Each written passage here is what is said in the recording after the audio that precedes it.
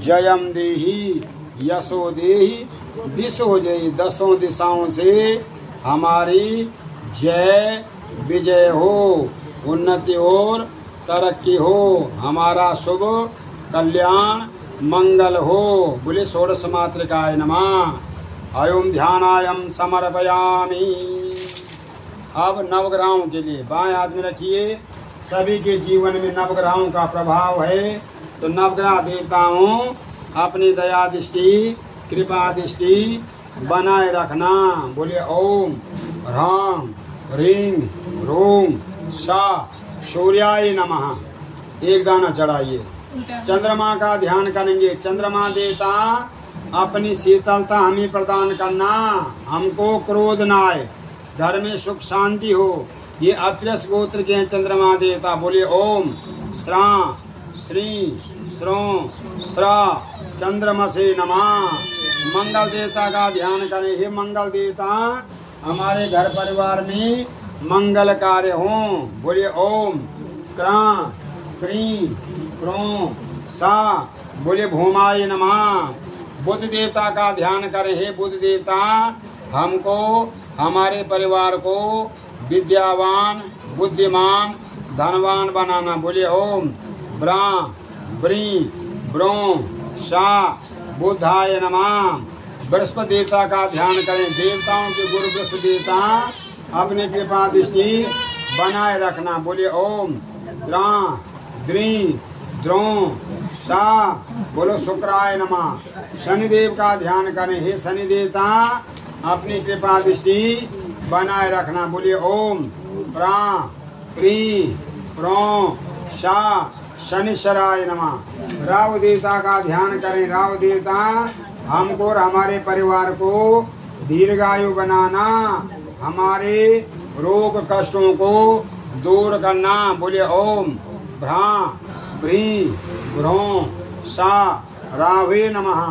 केतु देवता का ध्यान करें। हे केतु देवता हमारे कुल की उन्नति हो, कुल की वृद्धि हो। बोलिए ओम स्त्रा स्त्री स्त्रों सा केतवे नमः। सूर्य भगवान अत्रि कश्यप गोत्र के हैं। हमारी जन्म कुंडली में लग्न भाव में हो तो हम यशस्वी बने। धन भाव में जो भी ग्रह हो, द्वितीय स्थान जन्म कुंडली में धन का स्थान होता है, तो हम सब धनवान बने। तृतीय भाव जन्म पत्री में भाई बहनों का होता है, तो भाई बहनों का प्यार प्रेम बना रहे। चतुर्थ भाव होता है माता पिता सास ससुर का, इनका सुख हमको प्राप्त हो। पांचवा स्थान जन्म कुंडली में होता है विद्या बुद्धि पुत्र पुत्री स्थान, तो हमारा पुत्र दीर्घायु हो, हम यशस्वी बने, पुत्री भी स्वस्थ रहे और दीर्घायु हो, यशस्वी हो। पंचम भाव के बाद षष्ठम भाव होता है रिपु शत्रु स्थान, तो शत्रुओं पे हमेशा हमारी जय विजय हो। सप्तम स्थान होता है जन्म कुंडली में पति पत्नी स्थान, पति सुख पत्नी सुख की प्राप्ति हो। अष्टम स्थान जन्म कुंडली में रोग कष्ट का स्थान होता है, तो हमारे जीवन में जो रोग कष्ट हैं प्रभु उनको दूर करना। जो हम शुभ कार्य कर रहे हैं कराते रहते हैं या उसमें सम्मिलित होते हैं, जिससे हमारे ग्रह पूजित हो जाते हैं और शांत हो जाते हैं। नवम स्थान जन्म कुंडली में होता है भाग्येश स्थान, तो हमारा उज्जवल भविष्य हो, हम उन्नति तरक्की करें, देश विदेश में मान सम्मान प्राप्त करें। दसवां स्थान जन्म कुंडली में होता है राजेश स्थान, राजकारों में विजय लाभ की प्राप्ति हो। 11वां स्थान जन्म पत्री में लाभेश स्थान होता है, तो धन लाभ विद्या लाभ की प्राप्ति हो। 12वां स्थान जन्म कुंडली में व्ययेश स्थान यानी कि खर्चे का स्थान होता है, तो हमारा धन शुभ कार्यों में खर्च हो। जितना धन बल हम कमाते हैं उससे 10वां भाग हम दान पुण्य में लगाएं, धर्म कार्यों में लगाएं, शुभ कार्यों में लगाएं, तो निश्चित रूप से बल हमारी क्या हो जाती है, दिन दुनी भी होगी, रात चौगनी भी होगी, आपार धन संपत्ति वृद्धि भी होगी, धर्म कार्यों में मन भी लगेगा। तो सूर्य भगवान अपने तरह तेजस्वी बनाते हुए सूर्य की शांति के लिए हम क्या क्या करते हैं, लाल चीजों का दान करते हैं। सूर्य को प्रातः काल उठ के जल चढ़ाते हैं, इससे सूर्य देव प्रसन्न रहते हैं। चंद्रमा की शांति के लिए हम सभी चीजों का दान करते हैं। नग पहनने वाले जो है सच्चा मोती धारण करते हैं, इससे लाभ मिल जाता है। या सफ़ेद चीज़ों का दान करते हैं। और मंगल की शांति के लिए हम लाल चीज़ों का दान करते हैं। मंगलवार को हनुमान जी को चोला, सिंदूर, लंगोट, चांदी की वर्क ये धारण करने से मंगल देवता प्रसन्न हो जाते हैं, हमारे मंगलमय कार्य सिद्ध कर देते हैं। बुद्ध की शांति के लिए हमारी चीज़ों का दान करते हैं। हरा दाल हैं, हरे फल हैं, हरी सब्जी हैं। गणेश जी को दूबड़ा बुधवार को चढ़ाने से, लड्डू चढ़ाने से बुद्ध की शांति भी हो जाती है और गणेश जी भी प्रसन्न हो जाते हैं। अब बृहस्पति की शांति के लिए हम पीली चीज़ों का दान करते हैं, केले की पूजा करते हैं, नग पहनने वाले पुखराज धारण करते हैं।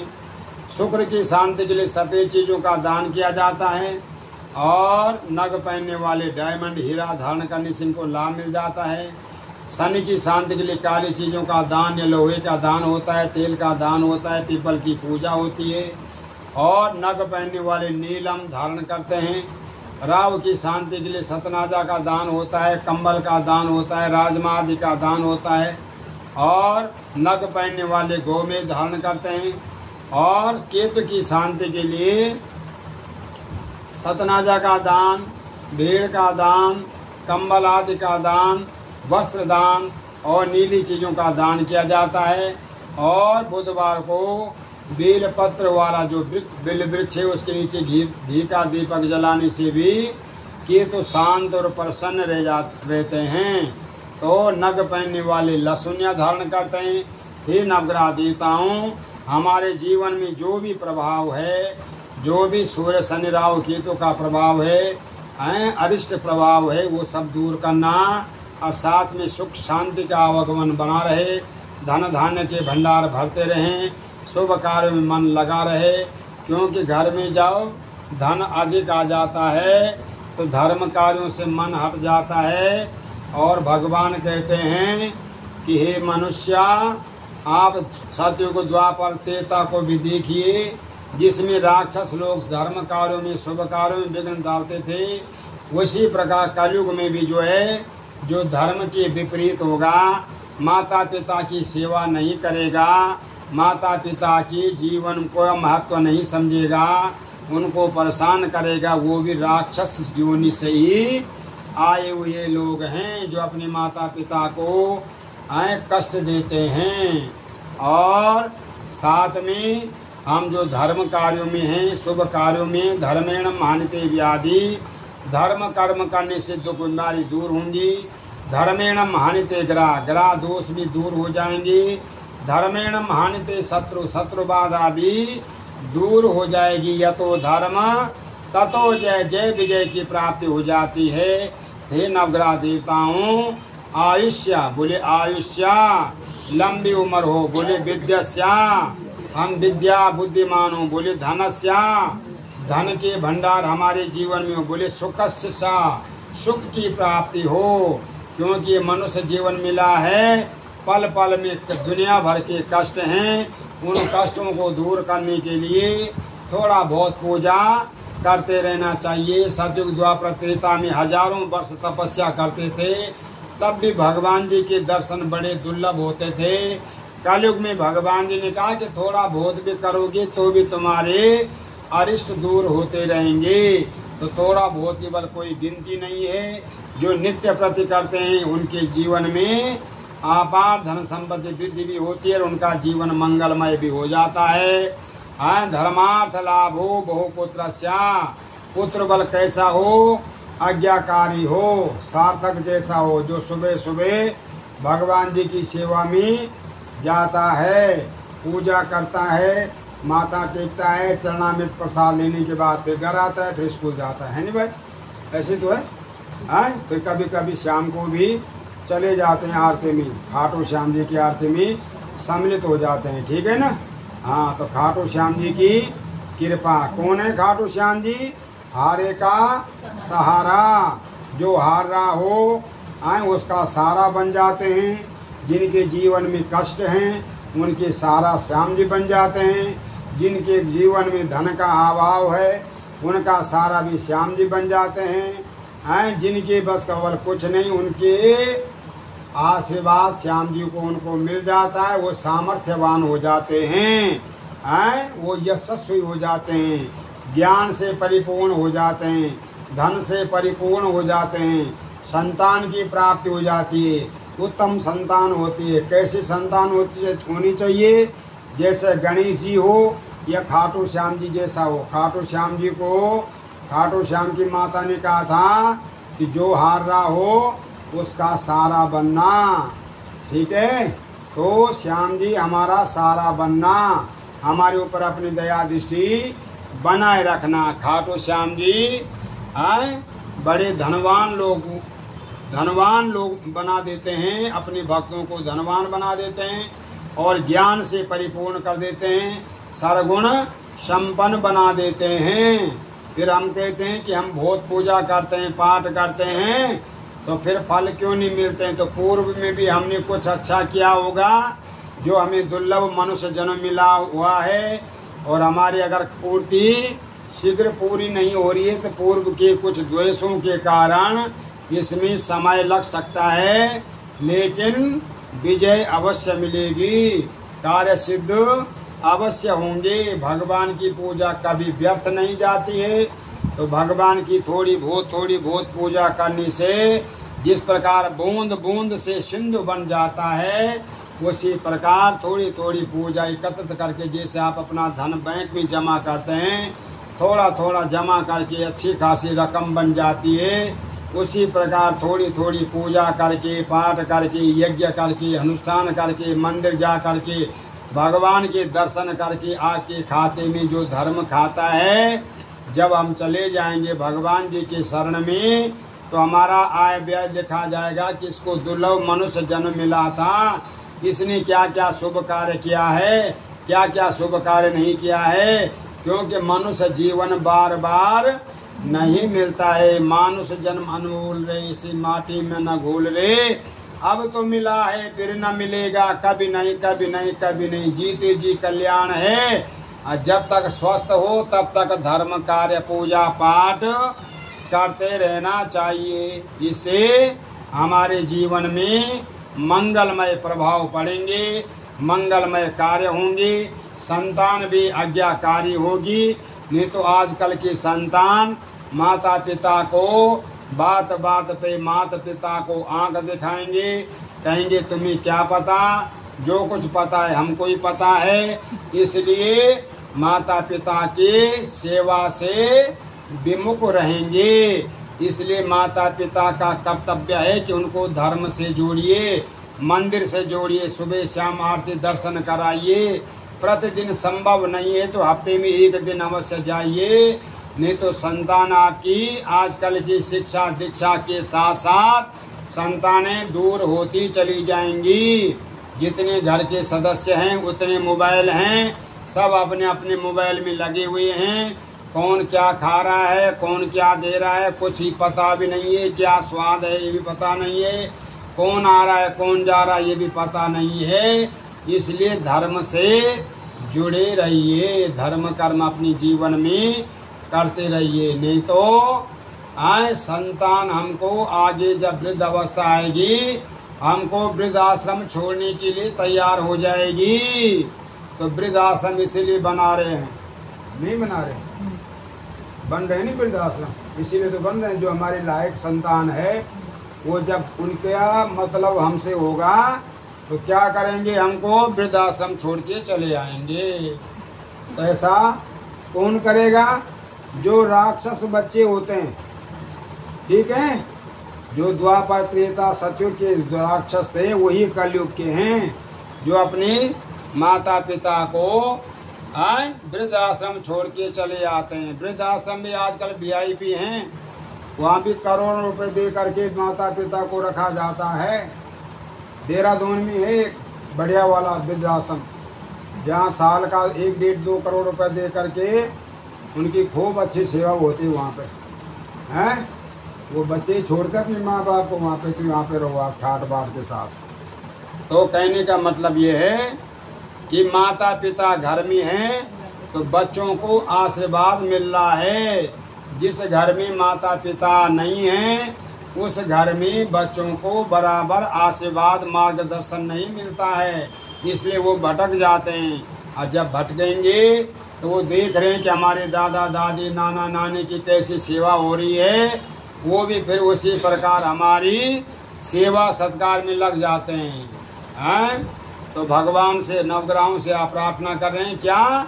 हमको आयु, विद्या, सुख, ऐश्वर्य की प्राप्ति हमें प्रदान करना, अल्प आयु न हो, अल्प कष्ट न हो, समस्त विघ्न बाधाएं दूर हों। हमारे जीवन में कई बाधाएं हैं, हमारे कई जन्म हो चुके हैं, कई जन्म होने वाले हैं, तो अपने जन्म को सुधारने के लिए हम यहाँ पे भगवान ने भेजा है कि जाओ, तुम्हें मनुष्य दुर्लभ मनुष्य जन्म मिल रहा है, जाओ कोई सत्कर्म करके आइए, शुभ कर्म करके आइए, तब आपका जन्म सफल होगा। तो अपने कर्मों के अनुसार कोई राजा बना हुआ है, कोई अधिकारी बना हुआ है, कोई सामान्य परिवार में जन्म ले रहा है, और किसी को यही पता नहीं कि हमने जन्म क्यों लिया था, हम कर क्या रहे हैं, हम लाए क्या थे साथ में, और हमारे साथ जाएगा क्या। न हम कुछ साथ में लाए थे, न हमारे साथ में कुछ जाएगा। जो कुछ भी किया सब यहीं पे किया है। जीते जी कल्याण है, जब तक स्वस्थ हो धर्म कर्म करते रहिए, और उसके बाद कोई किसी का नहीं होता है। माता पिता के जाने पे 1-2 दिन का शोक होता है, 1-2 घंटे लोग रोते हैं, उसके बाद धीरे धीरे भूल जाते हैं, फिर उनकी तस्वीर भी नहीं मिलती है। बोलो सच्चे दरबार की। बस ये कहानी है। आजकल भगवान जी कह रहे हैं क्या कि सत्यनारायण भगवान की पूजा करने से मन वांछित फल की प्राप्ति होती है। तो सत्यनारायण भगवान का ध्यान करें। हे सत्यनारायण भगवान, हमारे ऊपर अपनी कृपा दृष्टि बनाए रखना। तो नवग्रहों की प्रार्थना करते हुए कि हमारी जो महादशाएं चल रही हैं, सूर्य की, चंद्रमा की, मंगल की, बुध की, बृहस्पति की, शनि की, राहु की, केतु की, योगिनी दशा में मंगला, पिंगला, धान्या, ब्राह्मी, भद्रिका, उल्का, सिद्धा, संकटा, राहु संकटा, केतु संकटा, समस्त संकट कष्ट प्रभु हमारे जीवन से जाते रहें। धर्म में हम लगे रहें, क्योंकि धर्म में हमारा मन नहीं होगा। कलयुग में बात बात पे माता पिता को आंख दिखाने वाले होंगे, धर्म के प्रति रुचि नहीं होगी, और जो धर्म कर्म करेंगे भी पाखंड का धर्म बल अपनाएंगे और कहेंगे हम ही सब कुछ हैं, हमसे बड़ा कोई दानी नहीं है, हमसे बड़ा कोई ज्ञानी नहीं है, और हमसे बड़ा कोई धर्मात्मा नहीं है। इस प्रकार के लोग कलयुग में रहेंगे होंगे। इस प्रकार धर्म के प्रति समर्पित रहिए तो कल्याण हो जाएगा, और नहीं तो धर्म से विहीन होंगे तो पुनरपि जननम पुनरपि मरणम, जन्म वरण के बंधन से बल कभी मुक्त नहीं हो सकोगे। इसलिए धर्म क्षेत्र में भी अपना मन लगाए रखिए। तो ब्रह्मा मुरारी स्त्रिपुरांतकारी भानु शशि भूमि सुतो बुधस्य गुरुस्य शुक्रा शनि राहु केतु सर्वे ग्रह शांति करा भवन्तु। हे नवग्रह देवताओं, हमारे घर परिवार पे हमेशा हम पे प्रसन्न रहना। ये सारी पूजा पाठ कथा आपको खाटू धाम YouTube चैनल पे दिखाई देगी। बोलो सत्यनारायण भगवान की जय। ये चढ़ा दो भाई साहब सारा, बस ये भी चढ़ा दो बाबूजी। ये हो गया। अब भगवान जी की पूजा करनी है। लो, सार्थक जी की जय हो। सार्थक का मतलब अच्छा रहना, अच्छा करना, अच्छी सोच, अच्छा विचार, माँ का भक्त। किसका भक्त? माँ का भक्त मतलब आज्ञा पालन करना, ठीक है। हाँ, खुश रहना। हरि ओम। शाम को आरती में आओगे तो आरती सीख जाओगे। बच्चे देखे ना आपने आरती करते हुए, किसी के पास में मैं पकड़ा देता हूँ, चलो आरती करो, और सारे मंत्र बोलते हैं वो। हाँ, तो रोज आओगे तो आरती सीख जाओगे, और आरती सीख जाओगे तो ज्ञान अपने आप हो जाएगा, ठीक है नी। बस गंधम द्वारा दुरादुष्कारणेश्वरी सर्वभूतानां गंधम समर्पयामि। बोले खाटो नरेश की, सत्यनारायण भगवान की। ओम आत्म जलांदे समर्पयामि। हमारे दिए आत्म जल को स्वीकार करना, हमारे दिए पंचामृत को प्रभु स्वीकार करना। पंचामृत मतलब दूध, दही, शहद, घी, शक्कर, ये सब कुछ भगवान जी के चरणों में हमने समर्पित किया है। प्रभु वायोदधि घृत सेवा मधुचा सकरायुतम पंचामृतम स्नार्धम ग्रहणम परमेश्वरा। हे प्रभु, हमारे दिए पंचामृत स्नान को स्वीकार करना। बोले स्वीकार करना। सत्यनारायण भगवान की, कृष्ण कन्हैया लाल की। इनका स्नान करा रखा है आपने? वाह वाह वाह। शुद्धोदक जल स्नानम पाद्यो पाद्यो हस्त्यो अर्घ्यम मुखे आचुन्यम सर्वांग स्नानम समर्पयामि। सत्यनारायणाय नमः।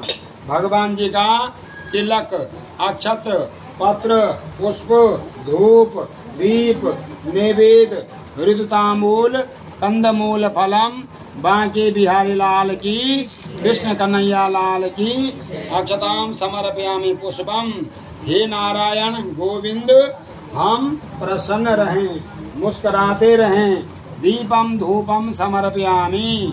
ऋतु फल, हमारे दिए ऋतुतांबूल कंदमूल फल को स्वीकार करना प्रभु। पंच फलम, 5 प्रकार के फल, पंचमेवा मिष्टान, ये सब कुछ हमने अपने सामर्थ्य के अनुसार, वैभव के अनुसार आपके चरणों में समर्पित किया है प्रभु। इसको स्वीकार करना और हमको, हमारे परिवार को सर्वगुण संपन्न बनाए रखना। हमारे ऊपर अपनी दया दृष्टि प्रभु बनाए रखना। नैवेद्यम, ये नैवेद्य आपको अर्पण कर रहे हैं। क्या क्या? लड्डू, बतासे, इलायची दाना, मक्खन, मिश्री, जो कुछ बल हमसे हो पा रहा है, इसको आप स्वीकार करें। बोले सत्यनारायण भगवान की। आप भगवान जी को भेंट देनी है, दक्षिणा देनी है, वो दीजिए भगवान जी की अपनी जन्मोत्सव पे, कि मैं अपनी सामर्थ्य के अनुसार परिवार के साथ ये भेंट दे रहा हूँ प्रभु। इस भेंट को स्वीकार करना। बोलो सत्यनारायण भगवान की। भज मन नारायण नारायण नारायण, श्रीमन नारायण नारायण नारायण, लक्ष्मी नारायण नारायण, बद्री नारायण नारायण नारायण, राधे नारायण नारायण नारायण, रटमन नारायण नारायण, श्रीमन नारायण नारायण, गोविंद नारायण राधे नारायण नारायण, श्रीमन नारायण नारायण नारायण, बद्री नारायण नारायण, लक्ष्मण नारायण नारायण, गोविंद नारायण नारायण नारायण, श्रीमन नारायण नारायण नारायण। बोले सत्यनारायण भगवान की। भगवान की कथा प्रारंभ करते हैं। सबसे पहले सभी देवी देवताओं का ध्यान, जो रह गए हैं उनको भी बुलाएंगे। माँ को बुलाइए, माँ आइए, हमको और हमारे परिवार को शक्ति सामर्थ्य प्रदान कीजिए, हमारे कष्टों को दूर कीजिए। ये सबको पकड़ा दो, सब लोग हाथ जोड़ ले। ओम खड्गम चक्र गदेश चाप परिगम शूलं भुषण्डी शिरा शंखं संदति क्रोस्ति नयनं सर्वांग भूषावृतां नीलस्मान्दिपादस्कमं सेवे महाङ्कालिकां यामा सत्वस्वपितो घरो कमलजो हन्तुं मधु कैटवं। बोली दुर्गाय नमः। दुर्गा माँ हमको क्या देंगी? शक्ति देंगी। और शक्ति तब मिलेगी जब माँ के परिवार, माँ के दरबार जाएंगे, माँ से प्रार्थना करेंगे, हे माँ हमको आरोग्य देना, परम सुख देना, ऐश्वर्य प्रदान करना। सुबह मंदिर जाते हैं, हे प्रभु आज हमारा दिन मंगलमय हो। शाम को मंदिर जाते हैं, हे माँ हमको आज दिन भर में जो भी त्रुटि हुई हो उसके लिए क्षमा प्रार्थी हैं। कुछ लोग हफ्ते भर में मंदिर जाते हैं संडे के दिन, तो उनके भी प्रार्थना करते हुए कि प्रत्येक हफ्ते भी हम जाते रहें। कुछ लोग साल भर में मंदिर जाते हैं कि हमारा जन्मदिन है, शादी की सालगिरह है, तब जाते हैं।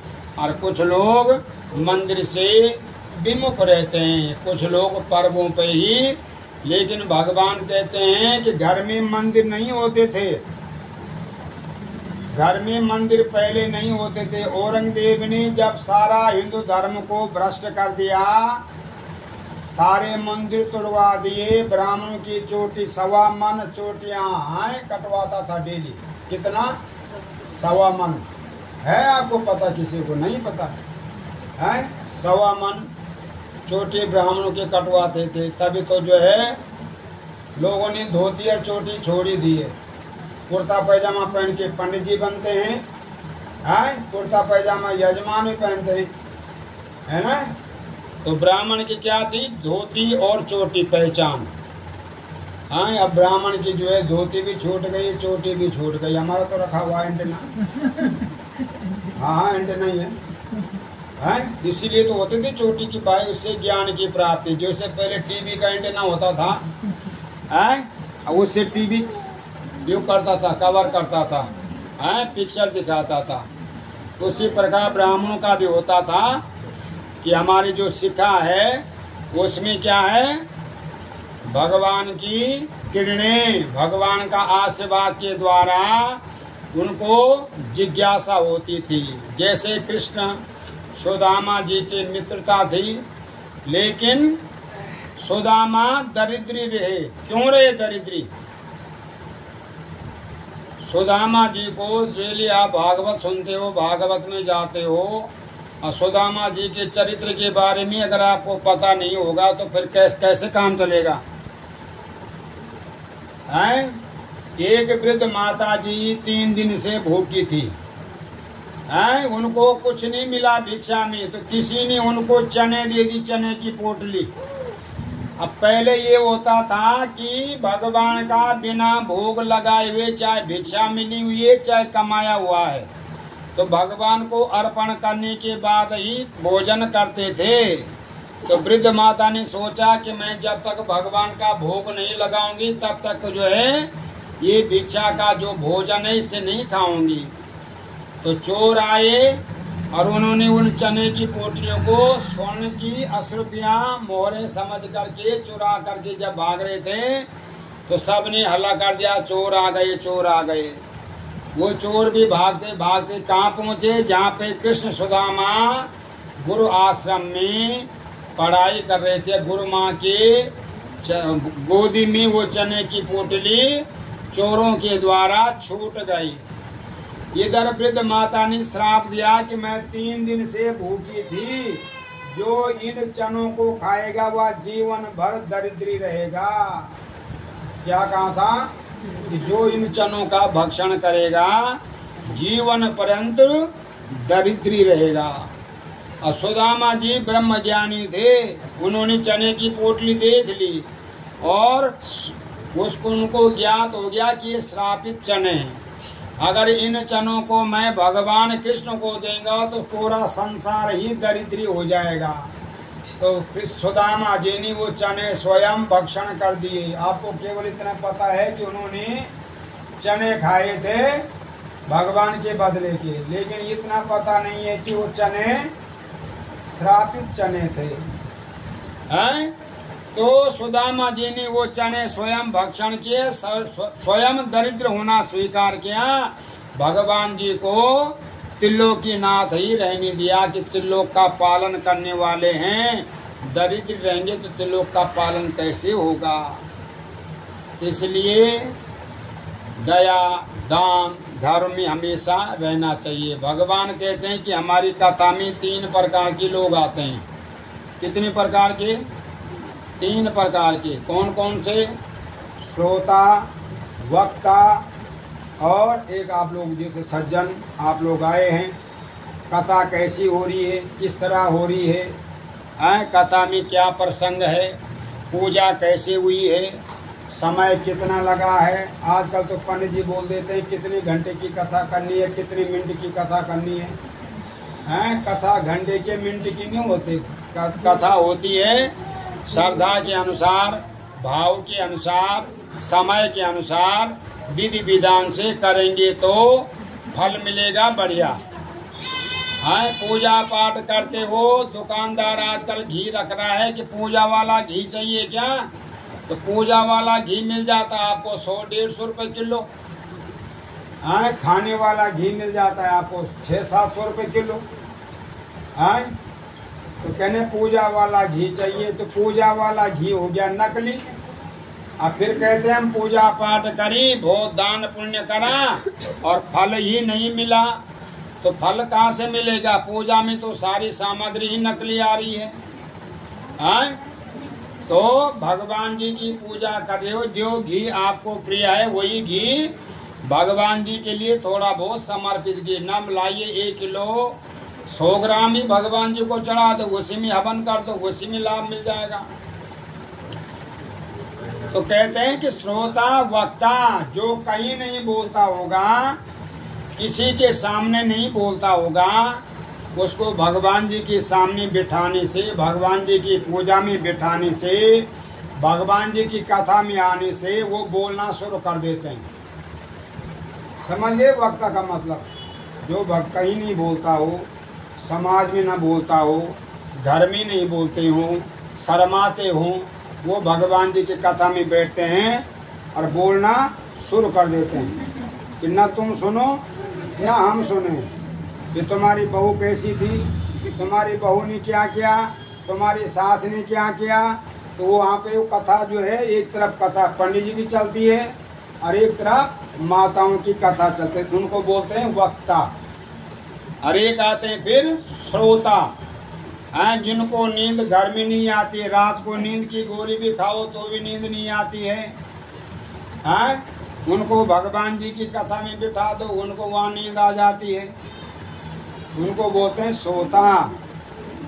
हर एक आप लोग हैं जो भगवान जी को कथा में समर्पित हैं। सार्थक जी जैसे लोग 3 बार तो आज मंदिर गए पंडित जी को बुलाने, 3 बार घर आए, फिर चौथे बार मिले पंडित जी हैं।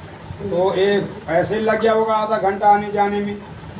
तो आप लोग बधाई के पात्र हैं, सार्थक का जन्म है। सार्थक का मतलब जो है सभी कार्यों को पूर्ण करने वाला, शुभ करने वाला, माँ का मान प्रतिष्ठा बढ़ाने वाला।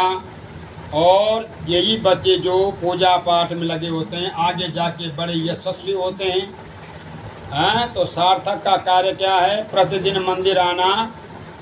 हम अपने बच्चों को मंदिर ही नहीं भेजते हैं। अभी क्या पूजा पाठ करेगा?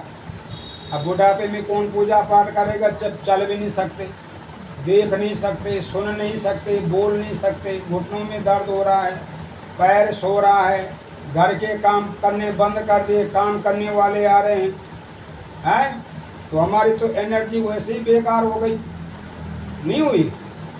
चलो बल अच्छी बात है, बुला रहे आप काम करने वालों को, उनको रोजगार दे रहे, वो भी अच्छा है, लेकिन स्वयं बैठ के भोजन तो कीजिए। लेकिन बैठने के लिए भी डाइनिंग टेबल आ गई, कुर्सी आ गई, तो घुटनों में दर्द तो अपने आप ही हो जाएगा जब बैठेंगे नहीं हैं। और जब बैठते भी हैं तो कुर्सी चाहिए, बैठने का मोड़ा, पीढ़ा, चौकी, इन पे बैठना है। तो जब चलते ही नहीं है, बच्चे छोटे बच्चों को देखो घुटनों के बल पे चलते हैं, अगर वो घुटनों से नहीं चलेगा तो उसका पैर आगे जाके चलेगा कैसे? है ना। तो इसलिए हम नीचे बैठना ही पसंद नहीं करते हैं, चलना भी बंद कर दिया है। सुबह शाम को लोग कुछ नहीं करते थे तो मंदिर जाते थे, वो जाना भी बंद हो गया। पंडित जी चला ही नहीं जाता है, घुटनों में बड़ा दर्द हो रहा है? तो वो दर्द नहीं होगा जब हम अपने कर्म से पहली रोटी गाय की, लास्ट की रोटी हम कुत्ते को देते थे। अब पहली रोटी कुत्ते को देते हैं, लास्ट की रोटी जूठी गाय को देते हैं, पन्नों में डाल करके। जिनके पहली रोटी बनती है, पहली रोटी कुत्ते के जो जिनके यहाँ बनती है वो ज्ञानी लोग हैं, धर्मात्मा लोग हैं। और जिनके घर में कुत्ते पल रहे हैं उनसे पूछो तुम्हारी पहली रोटी किसको जाती है, वो अपने हाथ से ही खिलाते हैं। हमने तो देखे हैं अपने हाथ से खिलाते हुए कुत्तों को, है ना। तो जिनके यहाँ बनते हैं वही ज्ञानी, वही देवदूत हैं, है ना। कुत्ता घर के, कुत्ता पालना अच्छी बात है, लेकिन घर के बाहर जिस खाने पे कुत्ते की निगाह पड़गी वो खाना ही अपवित्र अशुद्ध हो जाता है। कुत्ते की दृष्टि में जो खाना पड़ जाता है वो खाना अशुद्ध हो जाता है। शास्त्र जाके पढ़िए, पुराणों में, हर पुराण में जाके श्रवण कीजिए। हैं, कुत्ता घर के बाहर, गाय पहले घर के आंगन में होते। अब शहरों में हम आ गए हैं तो शहर में व्यवस्था इस तरह की है कि हम कुछ नहीं कर पा रहे हैं, तो कुछ नहीं तो फिर गौ सेवा करते रहिए।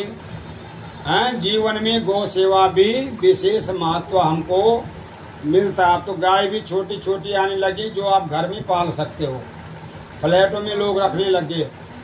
हाँ, एडवांस जमाना आ गया। तो धर्म के प्रति, क्योंकि हमने जब भगवान जी के पास जाना है तो वहाँ पे भी तो हमारे लिए कुछ चाहिए कि हमने कुछ अच्छा किया था कि नहीं किया था। हाँ, हमारा जन्म हुआ क्यों था। हमको केवल धन मनुष्यों को मिला, कुत्तों को नहीं मिला, गाय को नहीं मिला, भैंस को नहीं मिला, पेड़ पौधों को नहीं मिला, कीड़े मकोड़ों को नहीं मिला, सांप मछलियों को नहीं मिला, केवल मनुष्यों को ही धन मिला कि जाओ तुम गृहस्थ आश्रम में हो, अपना परिवार का भी पालन पोषण करिए, धर्म यात्रा तीर्थ यात्रा भी करिए। अब मनुष्य बल जो क्या हो गया, स्वार्थी हो गया। भगवान के मंदिर में भी स्वार्थ होगा तो जाएगा, निस्वार्थ होगा तो नहीं जाएगा। इसलिए भगवान कहते हैं, जाकी रही भावना जा जैसी, प्रभु मूरत दे तिन तातेसी। जैसी भावना होगी, जैसा विचार होगा, वैसे ही आदमी व्यक्ति बन जाएगा। जैसे अन्न खाएगा वैसे ही मन बन जाएगा।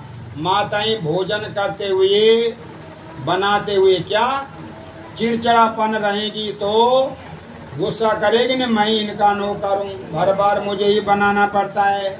हाँ, कपड़े मैं धोऊंगी, खाना मैं बनाऊंगी, ये मैं करूंगी। ऐसा बनाते बनाते खाना भी चटपटा हो जाएगा नहीं।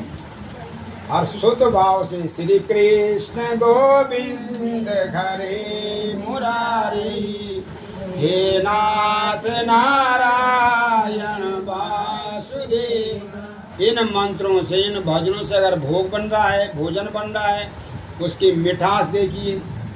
भंडारे में लोग जाते हैं, भंडारा खाते हैं, तो उस भंडारा का स्वाद देखा करें, कितना अच्छा स्वादिष्ट होता है, क्योंकि वो भगवान को भोग लगा हुआ है। इसलिए कलयुग में चिंता हो रही है। कौन कर रहे हैं? ऋषि लोग कर रहे हैं, ब्राह्मण लोग कर रहे हैं। क्या?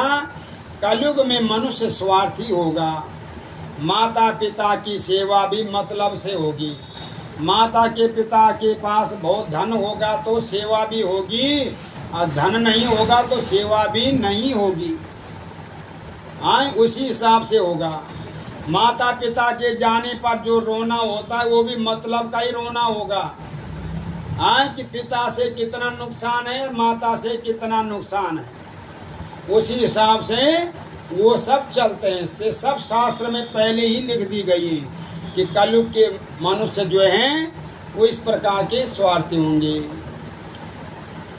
तो चिंता कर रहे हैं ऋषि के ना पयोन चेता सा भवे नासा भवे दुवम। तो नारद जी जब तीनों लोकों का भ्रमण कर रहे हैं तो मृत्यु लोके जना सर्वे नाना कलेश समन्विता, जो मनुष्य मृत्यु लोक में जन्मे हुए हैं नाना प्रकार के कष्टों से युक्त देखकर मन नारद जी के मन में दया भाव उत्पन्न हो गए। भगवान के पास गए।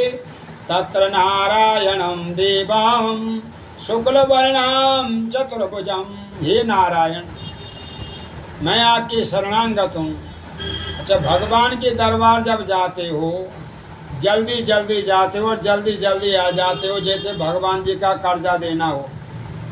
तन मन धन सब कुछ है तेरा स्वामी, सब कुछ है तेरा, तेरा तुझको अर्पण, प्रभु को समर्पण, क्या लागे मेरा।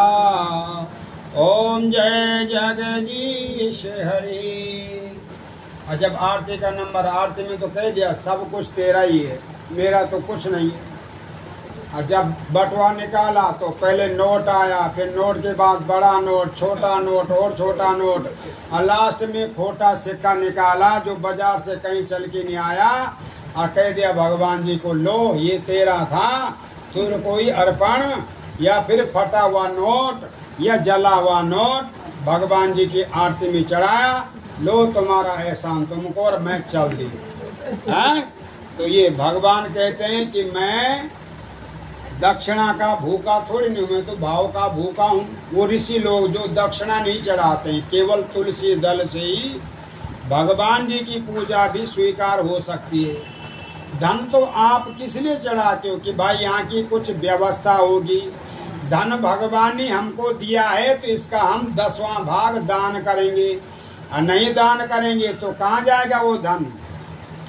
पूत कपूत क्या धन संचय, सुपुत्र होगा तो मिट्टी को भी सोना बना देगा, और कुपुत्र होगा तो आपके सोने को भी मिट्टी में मिला देगा। पता भी नहीं लगेगा, 10-15 दिन में 2-4 साल में सब उड़ा दे करके सब कुछ बेच बूच करके जो है रोड पे ले आएगा। तो सुपुत्र को धन कमाने की आवश्यकता नहीं, तो भगवानी का क्या करो कि दान करिए, तीर्थ यात्रा करिए, भंडारा करिए, गरीब ब्राह्मण कन्याओं का विवाह कराइए, मंदिर निर्माण करवाइए, उसमें सहयोग दीजिए। इसीलिए तो धन दिया, बाकी प्राणियों को क्यों नहीं दिया। 84 लाख योनि भुगतने के बाद दुर्लभ मनुष्य जन्म मिला था। भगवान ने कहा इस जन्म को भी वैसे ही व्यर्थ में खो दिया, पता ही नहीं लगा कि क्यों जन्म लिया था। जीवन भर कष्ट में रहे, पहले गर्भ में, माँ के गर्भ में कष्ट भोगा, तो माँ के गर्भ में जो है क्या हुआ, भगवान की कृपा से ज्ञान उत्पन्न हो गया। कब? 5 महीने के पश्चात। तो माँ के गर्भ में बच्चा इधर उधर घूमता है कि मैं इस कुएं में गिरा हुआ हूँ, पड़ा हुआ हूँ, मुझे बाहर निकालो प्रभु।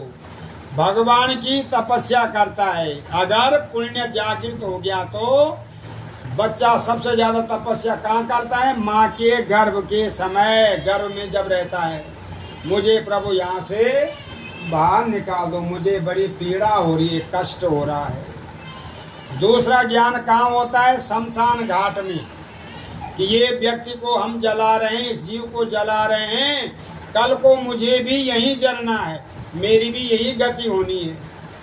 तीसरा ज्ञान कहाँ होता है? बीमारी की दशा में, जब कोई बीमार होता है तो उसके पास अब जाते हैं कि भगवान आपके कष्ट दूर करें, ऐसी दशा किसी की न हो, ऐसा कष्ट किसी को न हो, हे परमात्मा आपके कष्ट दूर हो। भगवान कह रहे हैं अगर ये 3 ज्ञान मनुष्यों को हर समय हर पल याद रहें तो फिर कौन अपना कल्याण न कर ले। तो जब वो बच्चा बाहर निकलता है तो कहाँ कहाँ करके रोता है। 9 महीने के पश्चात 10 महीने में जब बच्चा जन्म लेता है कि जिसकी तपस्या मैं गर्भ में कर रहा था, गर्भ हेतु मृतम बालकस्या आमाम शमशाने सविप्राम। गर्भ में वो ज्ञान जब वो जाता रहा तो कहाँ कहाँ करके रोता था कि जिसकी तपस्या मैं भगवान की तपस्या गर्भ के समय करा था वो कहाँ चले गए। तो प्रभु माया उसे मोहित कर देती है। फिर सगे संबंधी कहते हैं कि बालक और बालिका का जन्म हुआ है। तब पर वो कैसे पलता है। पहले तो जो है लापरवाह होते थे। हमारे टाइम पे तो माता पिता काम पे ज़्यादा ध्यान देते थे। ये काम करना है, वो काम करना है, खेती का करना है, वो करना है। और बच्चों को टाइम टाइम पे दूध दाद की व्यवस्था वो खुद करते थे या करवा देते थे। अब तो वैसी व्यवस्था नहीं है। माता पिता बच्चों का बड़ा ध्यान रखते हैं। हमारे टाइम पे बड़ा परिश्रम था। आज के टाइम पे फोन है, हमारे टाइम पे फोन ही नहीं थे। फोन तो 2000 से चालू हुआ, नहीं हुआ 2000 से मोबाइल फोन। सुनने के भी पैसे लगते थे। तब ऐसा फोन आता था, 15-20 रुपए की कॉल होती थी उस टाइम पे सुनने की भी। तो गर्भ के समय, शमशान के समय, और जब आदमी का स्वास्थ्य खराब हो उस समय इतना ज्ञान बल मनुष्य को होता है। ऐसा ना हो, उतना ज्ञान बल हमेशा रहा तो हमेशा व्यक्ति जो है ब्रह्म ज्ञानी बना रहेगा। तो भगवान जी से नारद जी पूछ रहे हैं, हे प्रभु, मृतलोक में मृतलोक ये जना सर्वे नाना कलेश समन्विता, जो मनुष्य जन्मे हुए हैं अपने अपने कर्मों के द्वारा दुखी हैं। किसी ने पूर्व जन्म में अच्छा कर्म किया होगा, पूर्व जन्म में माता पिता ने अच्छा किया होगा, तो इस जन्म में धन भी है, पुत्र भी है, पुत्री भी है, परिवार भी है, सब कुछ है।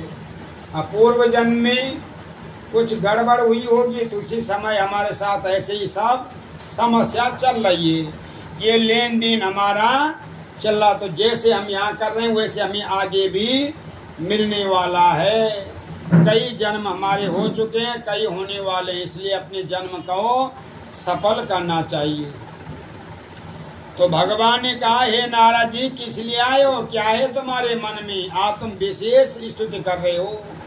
नारद जी ने कहा, प्रभु मृतलोके जना सर्वे नाना कलेश समन्विता, जो मनुष्य जन्मे हुए हैं अपने अपने कर्मों के द्वारा दुखी हैं। बतलाइए उन मनुष्यों के कष्ट कुछ छोटा सा ही दान पुण्य करने से कैसे दूर होगा। भगवान ने कहा, हे नारद जी, मनुष्यों को मृतलोक में भगवान की कथा, सतरंग भगवान की कथा करने से मन वांछित फल की प्राप्ति होगी। तो पहले सत्यनारायण भगवान की कथा बहुत होते थे। पहले लोग पूर्णिमा पे कथा करा लेते थे, अमावस्या पे कथा करा लेते थे, बच्चों के जन्म दिवस पे कथा करा लेते थे, शादी की सालगिरह पे कथा करा देते थे। अब लोगों को समय ही नहीं है ना। अब समय का अभाव हो गया है, समय नहीं है। अब भगवान कह रहे हैं कि मैंने तो समय देकर तुम्हें जो है 80-90 साल की उम्र दे दी, और इस 80-90 साल में भी तुमने 80-90 साल बिना भगवान का तीर्थ यात्रा किए, भगवान का दान पुण्य किए भी बिता दिए, तो तुम्हारा जन्म जो है सार्थक कैसे होगा। इसलिए अपना काम भी करते रहिए, प्रभु नाम स्मरण भी थोड़ा बहुत करते रहिए। थोड़ा बहुत की कोई गिनती ही नहीं है। तो भगवान ने कहा, सत्यनारायण भगवान की पूजा करने से मन वांछित फल की प्राप्ति होगी। नारद जी ने कहा, किम फलम किम विधानम किदनेवा तदव्रतम, क्या फल है, क्या विधान है, कब करना चाहिए। अब भगवान जी ने कह दिया, क्या कहा, यस्मिनम कब से दिवसे, कभी भी करें, कोई दिन बार खराब नहीं है, कोई पक्ष खराब नहीं है।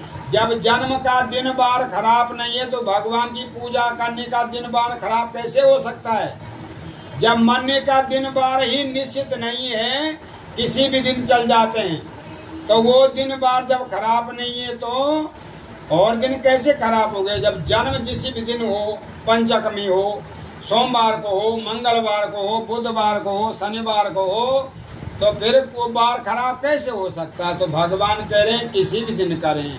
अरे किस समय, यस्मिनम कब से दिवसे, किसी भी समय भगवान की पूजा। कल करे सो आज कर, आज करे सो अब, पर में पर लय होएगी, बहुरी करोगे भगवान का कार्य है। हाँ, वो पहले हमने कुछ दान पुण्य नहीं किया था, इसलिए इस जन्म में क्या बने हुए हैं? भिक्षुक, भिखारी। तो आप जो दान पुण्य करते हो, क्या भिखारियों को दान देने से आपका दान बढ़ता है, लगता है? नहीं। उनको आप दया पात्र समझते हो कि भाई वास्तव में इनको कुछ आवश्यकता है, तो उनको वस्त्र दे देते हो, पैसा दे देते हो। दान पुण्य तो केवल आप ब्राह्मण को ही दे सकते हो। किस ब्राह्मण को? कर्मकांडी ब्राह्मण, ये केवल जिसका कर्मकांड पूजा पाठ से जिसका यापन चलता हो, उसको देने से आपका दान तो लगता है। अब भिखारियों को दान देने से आपका दान कहाँ जाएगा? उसके घर में जाके वो दारू पिएगा, तो आप तो पाप के भागी हो गए, हैं? नहीं हो गए? उसके घर में जाके वो मांस खाता होगा, तो वो आप और भारी हो गए। भोजन, अन्न की व्यवस्था कर सकते हो आप, क्योंकि अन्न की व्यवस्था सब प्राणियों के लिए है। उसको भोजन रोटी खिला सकते हो, लेकिन अगर आप धन दान दे रहे हो और उसने उस धन का दुरुपयोग कर दिया, मांस खा दिया, मदिरा पी लिया, तो आपको पुण्य की जगह पाप लग जाएगा। शास्त्र में जाके देखिए, पढ़िए, जो काम की बातें होती हैं वो ज्ञानी लोग बताते नहीं हैं। जो मतलब की बातें होती हैं जिससे कि लोग भावुक हो जाएं, जिससे लोगों के मन में जो है ये हो जाए कि हाँ भाई करना चाहिए, लेकिन करना किसके लिए चाहिए? देना किसके लिए चाहिए? पात्र कौन सा होना चाहिए? हैं? अब मंदिरों में भी जाइए, अब माड़ी का मंदिर में पंडित जी को हटा दिया और स्वयं मंदिर वाले पंडित बन गए, कुर्ता पैजामा तिलक पहना हुआ है। हैं? अब आप उनको जो है जाके अपने पितरों का भोजन देंगे तो पितरों का खाना उनको लग जाएगा, 7 पीढ़ियां चल जाएंगी बेचारों की। ये तो पता ही नहीं है लोगों को कि भाई हम कर क्या रहे हैं। सोने को तो सब बचा सकते हैं, लेकिन जो है लोहे का चोरा, विष, ये बल मनुष्य बचा भी सकता है, लेकिन ब्राह्मण का हिस्सा खाने वाला, ब्राह्मण का धन हरण करने वाला या खाने वाला, उसे तीनों लोकों में कोई बचा भी नहीं सकता है ना। तो ब्राह्मण की देवाधीनम जगत सर्वः मंत्रहीनम च देवता, देवताओं के अधीन सारा जगत है।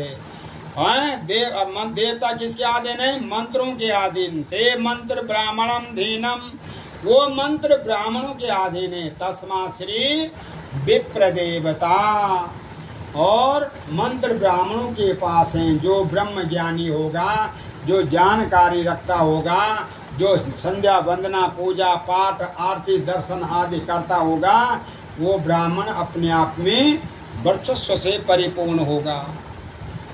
तो पितरों के लिए आप सीधा देने वाले हैं, पितरों के लिए आप अन्न दान करने वाले हैं, जल दान करने वाले हैं। तो सोच समझ के क्या करें, आपको पितरों को मिलता भी है कि नहीं मिलता है। पंडित जी आपके घर में आ रहे हैं, खा भी रहे हैं कि नहीं खा रहे हैं, या आपको खिलाना भी है कि नहीं खिलाना है। हमारे यहाँ ये नियम नहीं है। हमारे यहाँ तो पंडित जी आएंगे, तर्पण कराएंगे, तर्पण से हमारे पितृ तृप्त हो जाएंगे, पंडित जी कुछ खाएंगे तो उनकी प्रसन्नता, हम जबरदस्ती नहीं करते हैं। हमारे भी तो पुरोहित होते हैं, और नहीं खाएंगे तो तब भी हम नाराज नहीं होते हैं, क्योंकि हम उनके लिए आटा चावल दाल सब्जी सब पैकिंग दे देते हैं। और वही पंडित जी नहीं खाएंगे, उनका पूरा परिवार खाएगा, कई दिन तक खाएगा, 2 4 5 4 दिन तक खाएगा, इतना दे देते हैं। तो पंडित जी भी प्रसन्न हो जाते हैं। साथ में दक्षिणा वगैरह सामर्थ्य के अनुसार। अब हम 10 रुपये में 5 रुपये में अपने पितरों के लिए ले जाएंगे तो क्या पितर खुश हो जाएंगे? पितृदोष क्यों होता है? क्योंकि हम उसकी विधि ही हमको पता नहीं है।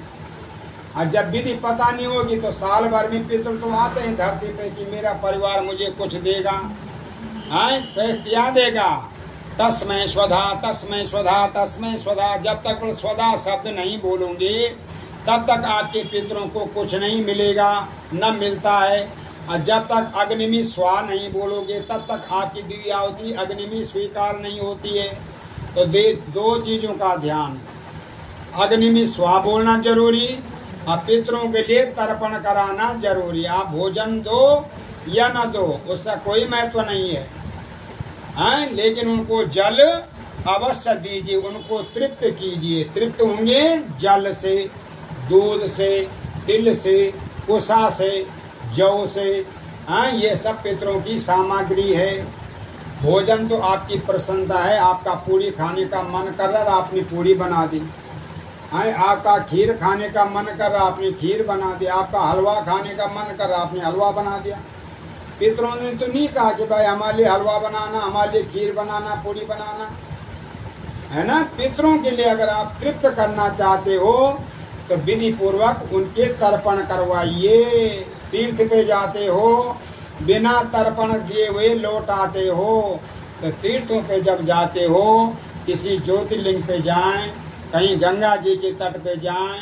अभी लोग प्रयागराज, लगभग हर दूसरा घर प्रयागराज गया था, तो वहाँ पे पितरों के तर्पण होने चाहिए थे, करवाने चाहिए थे। जिन्होंने कराए, जो ज्ञानी लोग हैं उन्होंने कराए, जिनको पता नहीं थे उन्होंने नहीं करवाया। तो होना चाहिए पता। ये पितृ हम ही हैं, हमारे माता पिता ने, जैसे हम अपने बच्चों को पाल रहे हैं वैसे ही हमारे माता पिता ने हमारे लिए तपस्या की होगी, और हम ही पितृ बनेंगे।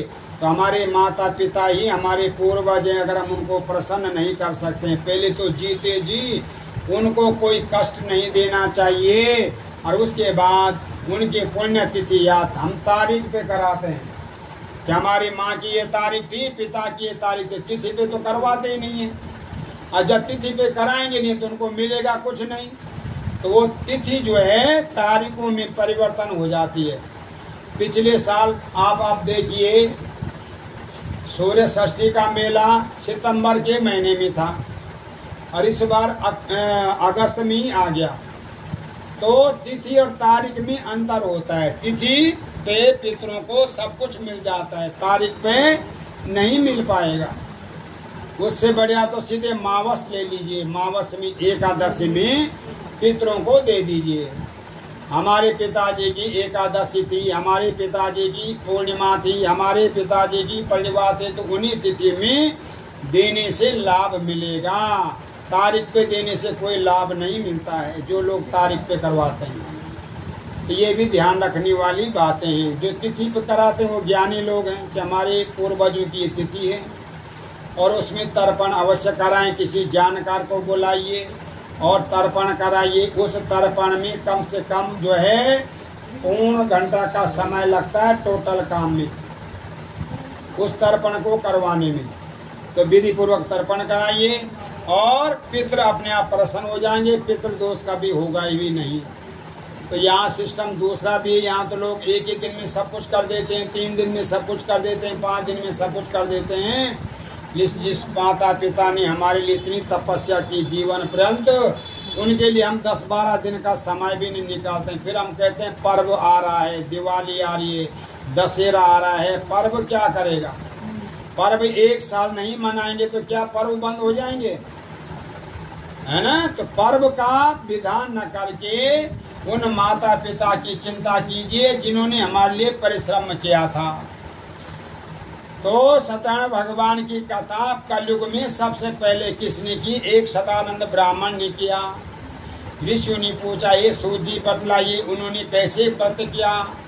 तो ऋषियों ने कहा, सूत जी महाराज ने कहा, हे ऋषियों, हे सज्जनों, मात्र शक्तियों, कि वह ब्राह्मण निर्धन था, गरीब था, भिक्षा मांगा करता था। तो ब्राह्मण का तिरस्कार लोग अधिकतर कर लेते हैं। जो कर्मकांडी पूजा पाठ वाले ब्राह्मण होते हैं उनको लोग, बहुत से लोग बहुत कुछ मान लेते हैं, बहुत लोग कुछ नहीं मानते हैं। ये ऐसे ही बोलते रहते हैं, ऐसे ही करते रहते हैं। तो उनका तिरस्कार होते देकर भगवान का सिंहासन डोल गया। कि अरे विप्रों के प्रसाद से मैं इस पृथ्वी को धारण कर रहा हूँ, ब्राह्मणों के आशीर्वाद से मैं इस पृथ्वी का पालन कर रहा हूँ, ब्राह्मणों के आशीर्वाद से ही मैं इस पृथ्वी में जन्म लेने वालों को उत्पन्न कर रहा हूँ, ब्राह्मणों के आशीर्वाद से ही मैं इस पृथ्वी पे इनका जो जन कल्याण है, जो जीव है उनका कल्याण कर रहा हूँ। तो ब्राह्मण ही दुखी होगा तो फिर मेरे को कौन मान्यता देगा। तो भगवान ने क्या किया, वृद्ध ब्राह्मण का रूप धारण किया। अब वृद्ध ब्राह्मण के पास गए, किसके, जो सदानंद नाम के ब्राह्मण थे। पूछा क्या कष्ट है महाराज, क्यों दुखी हो। कोई दीन हो, दुखी हो, वृद्ध माता पिता हो, उनके पास हमेशा बैठना चाहिए। फिर हमारी वृद्ध अवस्था में क्या होती है, बुद्धि विपरीत हो जाती है। किसकी, माता पिता ससुर सास ससुर की। क्यों, वृद्ध अवस्था में जैसे बाल हट होता है वैसे ही वृद्ध अवस्था में हमारा हट हो जाता है, नहीं होता है। माता पिता वृद्ध अवस्था में कैसे होते हैं कि भाई हमारे पास हमारे बच्चे नहीं बैठ रहे हैं, हमारी नहीं सुन रहे हैं। तो बल बच्चों को क्या करना चाहिए, माता पिता के पास थोड़ा बहुत समय जरूर लेना चाहिए, बैठना चाहिए, पूछना चाहिए क्या कष्ट है आपको, क्या चाहिए आपको। आप ही के आशीर्वाद से तो सब हो रहा है, सब चल रहा है, आप ही नहीं तो किया है। उनके पास बैठेंगे तो हमारे मंदिर की माता भी, मंदिर के पिता भी अपने आप ही प्रसन्न हो जाएंगे कि भाई माता पिता का भक्त है। तो जो माता पिता की सेवा करता है उनकी सेवा में रहता है, सास ससुर सेवा में है, उस पे भगवान अपने आप ही प्रसन्न हो जाते हैं, उसकी कामनाएं पूर्ण कर देते हैं। तो ब्राह्मण ने कहा, हे प्रभु, हे ब्राह्मण देवता, मैं निर्धन ब्राह्मण हूँ, अब भिक्षा मांगा करता हूँ। जो मिल जाए तो पहले भिक्षा मांगने का भी नियम था कि 5 घरों में भिक्षा ली जाती थी। कितने घरों में, 5 घरों में। तो 5 घर वालों ने कुछ दे दिया तो काम चल गया, और नहीं दिया तो काम नहीं चलता। तो किसी दिन भूखा रह गए, किसी दिन थोड़ा बहुत हो गया, किसी दिन 2 टाइम का हो गया, किसी टाइम 3 टाइम का हो गया। इस तरह जो है ब्राह्मण का चलता है। तो ब्राह्मण ने कहा, जो वृद्ध ब्राह्मण रूप धारण किए हुए थे, कि तुम सत्यनारायण भगवान का पूजन करो, और ऐसे करने से तुम्हारी मनोकामना पूर्ण हो गई। अब ब्राह्मण को व्रत की विधि बतला दी। कोई सामग्री कोई खास है नहीं, आप चाहें तो भगवान की कथा मंदिर में भी करा सकते हो। घर में समय नहीं है, टाइम नहीं है, तो मंदिर में किसी भी दिन, पूर्णिमा को, बच्चों के जन्म दिवस पे, आजकल बच्चे देश विदेश में अपने माता पिता का नाम रोशन कर रहे हैं, अब देश विदेश में, तो उनके नाम की कथा पूजा मंदिर में भी करवा सकते हैं। हमारे यहाँ तो होती है मंदिरों में कथा, हर पूर्णिमा को तो कथा होती है, शाम को किसी न किसी की होती है, कोई न कोई बोल देती है, पंडित जी आज की कथा हमारी है। तो हमेशा घर में अगर आपको समय नहीं है तो मंदिर में करवा दे। किसी को नहीं भी बुलाना है तो भी, जहाँ बुलाने वाले हैं, जो सज्जन हैं, साधु हैं, आप जैसे भक्तमान लोग हैं, वो लोग जो है भगवान जी के नाम पे कहीं भी पहुंच जाते हैं, रह जाते हैं, तो भगवान की कृपा बनी रहती है। तो भगवान अंतर ध्यान हो गई। ब्राह्मण चिंता में पड़ गया कि कैसे करूं व्रत को, मेरे घर में तो कुछ नहीं है, न अन्न है न धन है, बिना धन के भगवान की पूजा नहीं हो सकती है, क्योंकि कुछ सामग्री ऐसी है जो बाजार से आनी है। चिंता हो गई और सोचते सोचते नींद नहीं आई।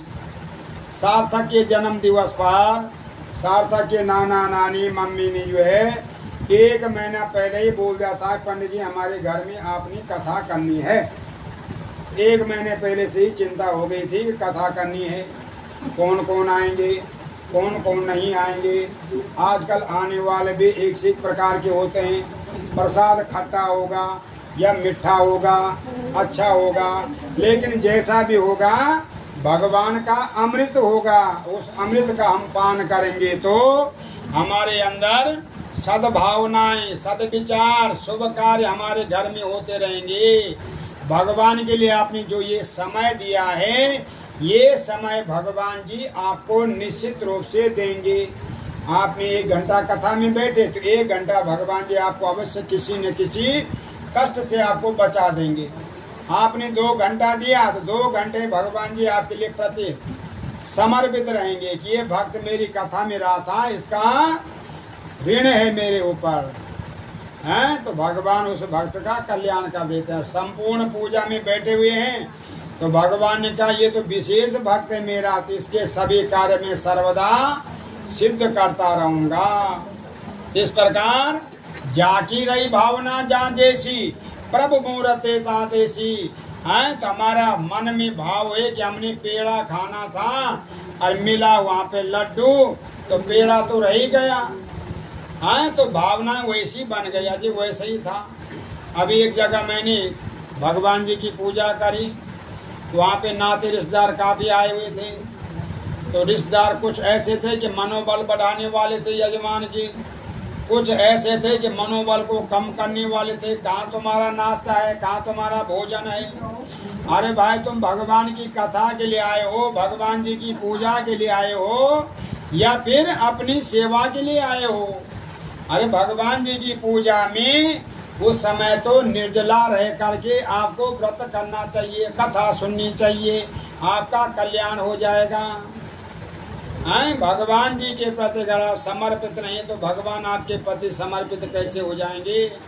जितना ज्ञान हमको कथा सुनते हुए मिलता है, जितना ज्ञान हमको बीमारी की दशा में मिलता है, जितना ज्ञान हमको गर्भ के दशा में मिलता है, उतना ज्ञान बल अगर हमारे अंदर सर्वदा हो तो हमारा क्यों न कल्याण हो जाए।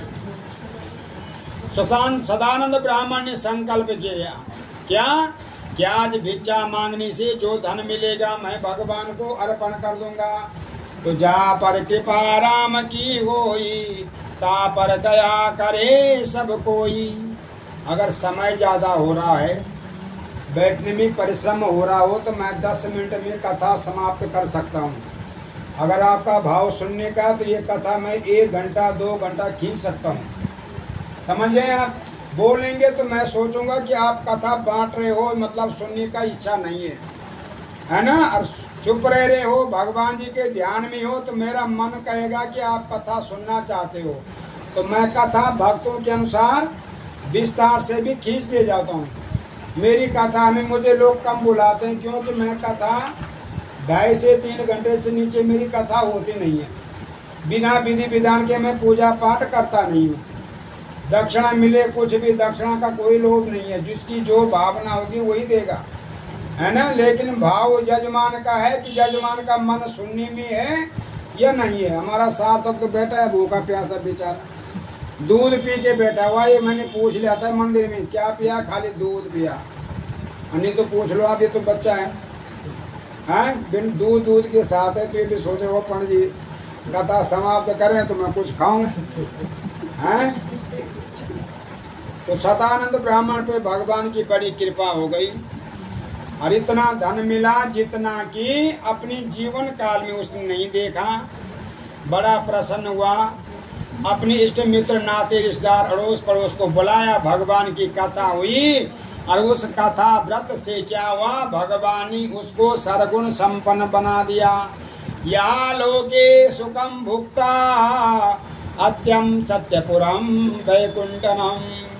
और भगवान के समस्त मनोरथ उसने सिद्ध किए। अपने परिवार का पालन पोषण, सब गाड़ी भूमि वाहन बंगला वगैरह ये सब कुछ उसको प्राप्त हुआ और अंत में भगवान के चरणों में लीन हो गया। आगे सूजी महाराज को ऋषियों ने कहा, ऋषियों ने कहा एक गुरुदेव आगे इस कथा को किसने किया? उनके मन में जिज्ञासा है, हम और सुनना चाहते हैं। आगे भगवान ने क्या किया? भूख लग गई हो तो थोड़ी देर बाद खा लेंगे। भगवान के लिए अगर कथा की भूख है, पूजा की भूख है, तो भगवान के लिए और भूख बढ़ानी चाहिए। तो भगवान की भूख भी हमारे लिए बढ़ जाएगी, हमारी कामनाएं सिद्ध कर देंगी। एक लकड़हरे की कथा का वर्णन आया कि जब लकड़हरा लकड़ी बेच के आया तो देखा कि जो सदानंद ब्राह्मण भिक्षा मांगा करता था, आज बड़े भवन में बड़ी भीड़ भाड़ के साथ भगवान की पूजा हो रही है। लकड़ा ने देखकर बड़ा आश्चर्य में पड़ गया।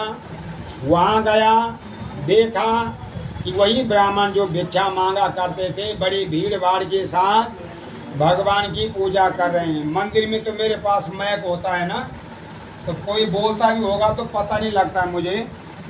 यहाँ पर मैक तो है ही नहीं, कोई बोलेगा भी तो मुझे फटक से कान में आवाज आ जाए कि कोई बोल रहा है। कि मतलब ये है घुटनों में पीड़ा हो रही होगी, या घुटने दुख रहे होंगे, या पैर सो रहे होंगे, या भूख का समय भी हो रहा होगा तो भूख भी लग रही होगी, या फिर खाने बनाने की चिंता भी होगी, तो आज भगवान ने इंतजाम कर रखा, कुछ न कुछ प्रसाद तो मिल ही जाएगा, भूख तो यहाँ दूर हो जाएगी। है तो लकड़ा रानी कहा कि क्या कर रहे हैं, इसे करने से क्या फल मिलता है। तो विप्रो वाचा, विप्र ने कहा कि मेरे यहाँ जो तुम चमत्कार देख रहे हो भगवान की कृपा का प्रसाद है। कहा मुझे भी बतलाइए न, मैं भी आपकी कथा अनुसार करूंगा। ब्राह्मण ने विधि बतला दी। लकड़ा पे घर आया, संकल्प किया क्या, किन लकड़ियों को बेचने से जितना धन मुझे मिलेगा मैं भगवान के उत्तम व्रत करूंगा। उस पे भी भगवान की कृपा हुई और उन लकड़ियों के 4 गुने दाम उसको प्राप्त हुए। प्रसन्न हो गया, हे प्रभु जितना मैंने 4 वर्ष में भी नहीं कमाया था उतना तो भगवान की कृपा हो गई, एक ही पल में मिल गया। और पूजा की सामग्री की, भगवान की कथा करी, उस कथा के द्वारा भी वह सर्वगुण संपन्न हो गया। भगवान की कथा आगे चली। भद्रशिला नदी के तट पे भगवान की कथा हो रही है। एक राजा रानी सहित भगवान का व्रत कर रहे हैं। एक साधु नाम का बनिया वैश्य वहां गया। व्रत करते हुए राजा को देखकर बड़े आश्चर्य में पड़ गए कि राजा के पास तो सब कुछ है, राजा सर्वगुण संपन्न है, इनको व्रत करने का क्या प्रयोजन हो सकता है, क्यों कर रहे होंगे पूजा, क्यों कर रहे होंगे कथा। आजकल हम अधिकार करके क्या करते हैं, देख कर भी मंदिर को माथा नहीं टेकते हैं, देख कर भी मंदिर नहीं जा सकते हैं, क्योंकि समय ही नहीं है। अब भगवान कह रहे हैं कि मेरे लिए समय नहीं है तो मैं तेरे लिए समय कैसे निकालूंगा भाई। मैंने तो तुझे धरती पे भेजा था कि जा कुछ अच्छा करके आ, माँ की पूजा कर, पिता की पूजा कर, माँ पिता की सेवा कर, और जब नहीं करेगा तो फिर तेरे भी कैसे होगा, तेरे भी तो वही दिन होंगे। इस प्रकार वैश्य ने राजा से पूछे क्या कर रहे हो, इसे करने से क्या फल मिलता है। बाजो बाचा, राजा ने कहा क्या, मम गृहे संतति नास्ति, मेरे घर में संतान नहीं है, और संतान प्राप्ति के लिए महा शक्तिवान भगवान का व्रत कर रहा हूँ, मेरे पास राजपाट सब कुछ है। भगवान ने कहा कि तू मेरे को समर्पित रहेगा तो मैं तेरा कल्याण कर दूंगा। तो मैं भगवान के प्रसन्न करने के लिए, पुत्र प्राप्ति के लिए भगवान का व्रत कर रहा हूँ। साधु ने कहा प्रभु मुझे भी इसकी विधि बतलाइए, मैं भी आपके कथा अनुसार इस व्रत करूंगा। वह घर आया, अपनी धर्मपत्नी से कहा, अब सत्यनारायण भगवान की कथा आप सब लोगों ने सुनी है।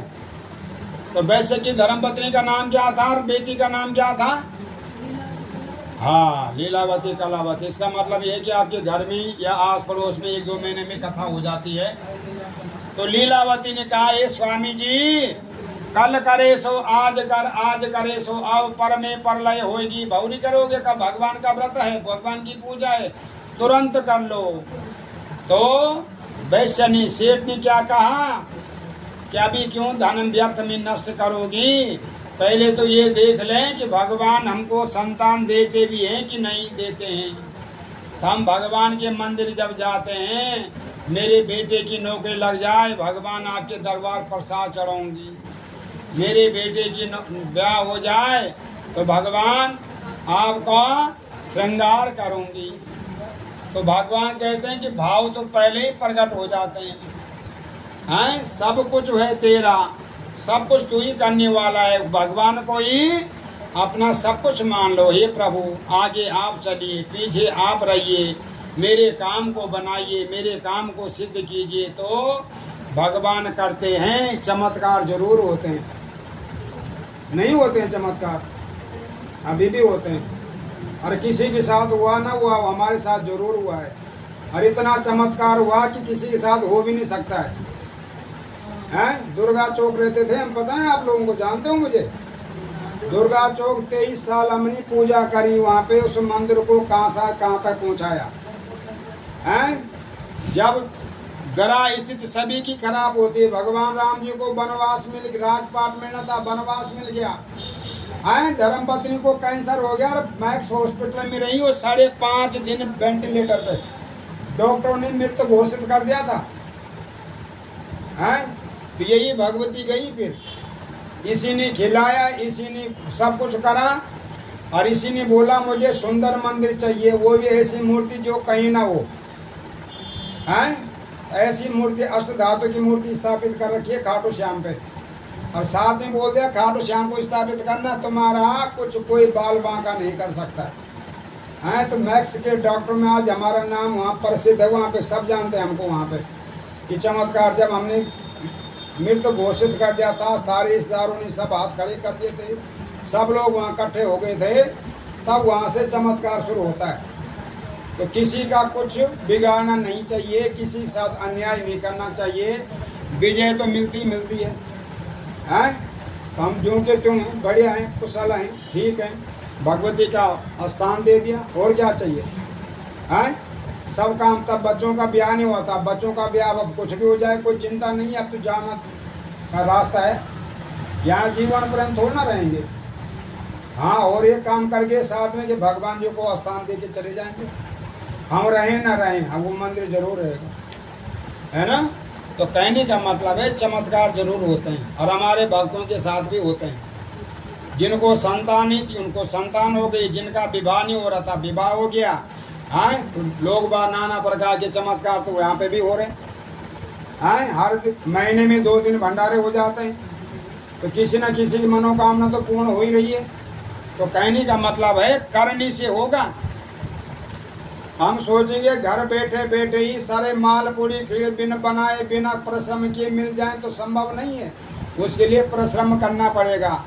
पूड़ी के लिए तेल डालना पड़ेगा, पानी में तो पूड़ी नहीं उबलेगी, है ना। तो चमत्कार तो जरूर होंगे, लेकिन उसके लिए भगवान के प्रति समर्पित रहिए। तो हमने कहा भाई, डॉक्टरों से भी कहा, नाते रिश्तेदारों से हमने किसी का बुरा नहीं किया, जिसका भी किया अच्छा किया, किसी का पाठ किया होगा तो पूरा किया, किसी का संकल्प लिया होगा तो पूरा किया होगा। तो हमारे साथ बुरा नहीं हो सकता, बिना पत्नी के घर नहीं चल सकता है, ये भी अटल बात है। पति नहीं कुछ कर सकता है, घर बर्बाद हो जाते हैं, हमने देख रखे हैं, देख रहे हैं।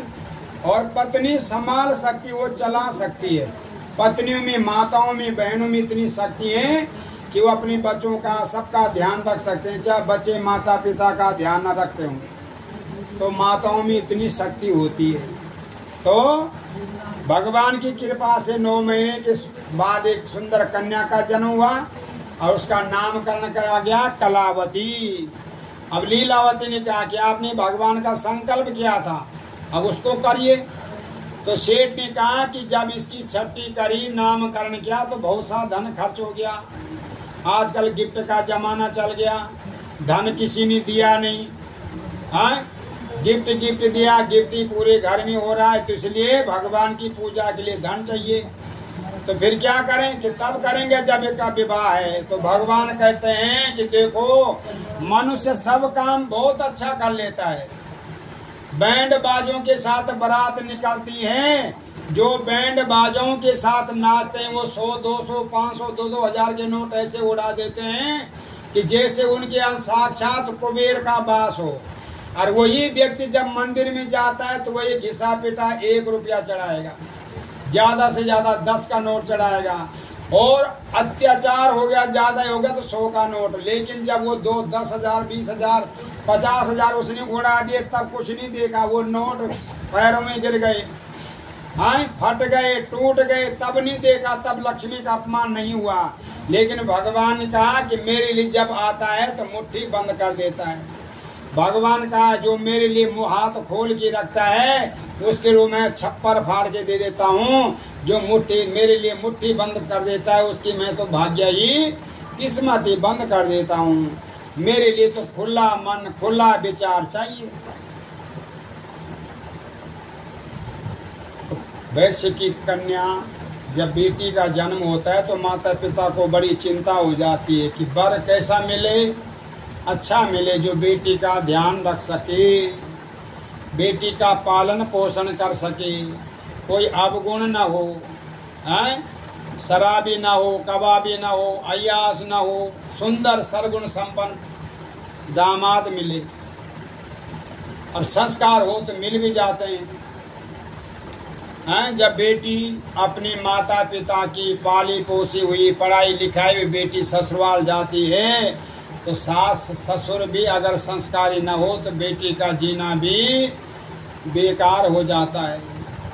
जैसे कैसे अपने जीवन को चलाती हैं, लेकिन शास्त्र कह रहे हैं, पुराणों में लिखा हुआ है कि बेटी को संयम धीरज रखना चाहिए।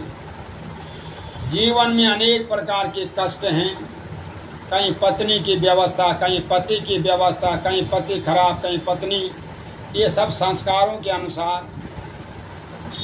तो पूर्व में जो कुछ हमने किया है उसी का लेखा जोखा हमको प्राप्त होता है। आगे हम जो कर रहे हैं कि परमात्मा आगे हमारे बच्चों के जीवन में कोई बाधा ना हो, कोई हमको कष्ट ना हो और हमारा जीवन आनंदमय रहे। आनंदमय यही कामना हम भगवान से सुबह शाम करते हैं। लेकिन विवाह भी हो गया, फिर भूल गया। भगवान ने कहा तुम झूठे हो, भ्रष्ट प्रतिज्ञा, झूठा बोलते हो, झूठ बोलते हो, कितना झूठ बोलोगे।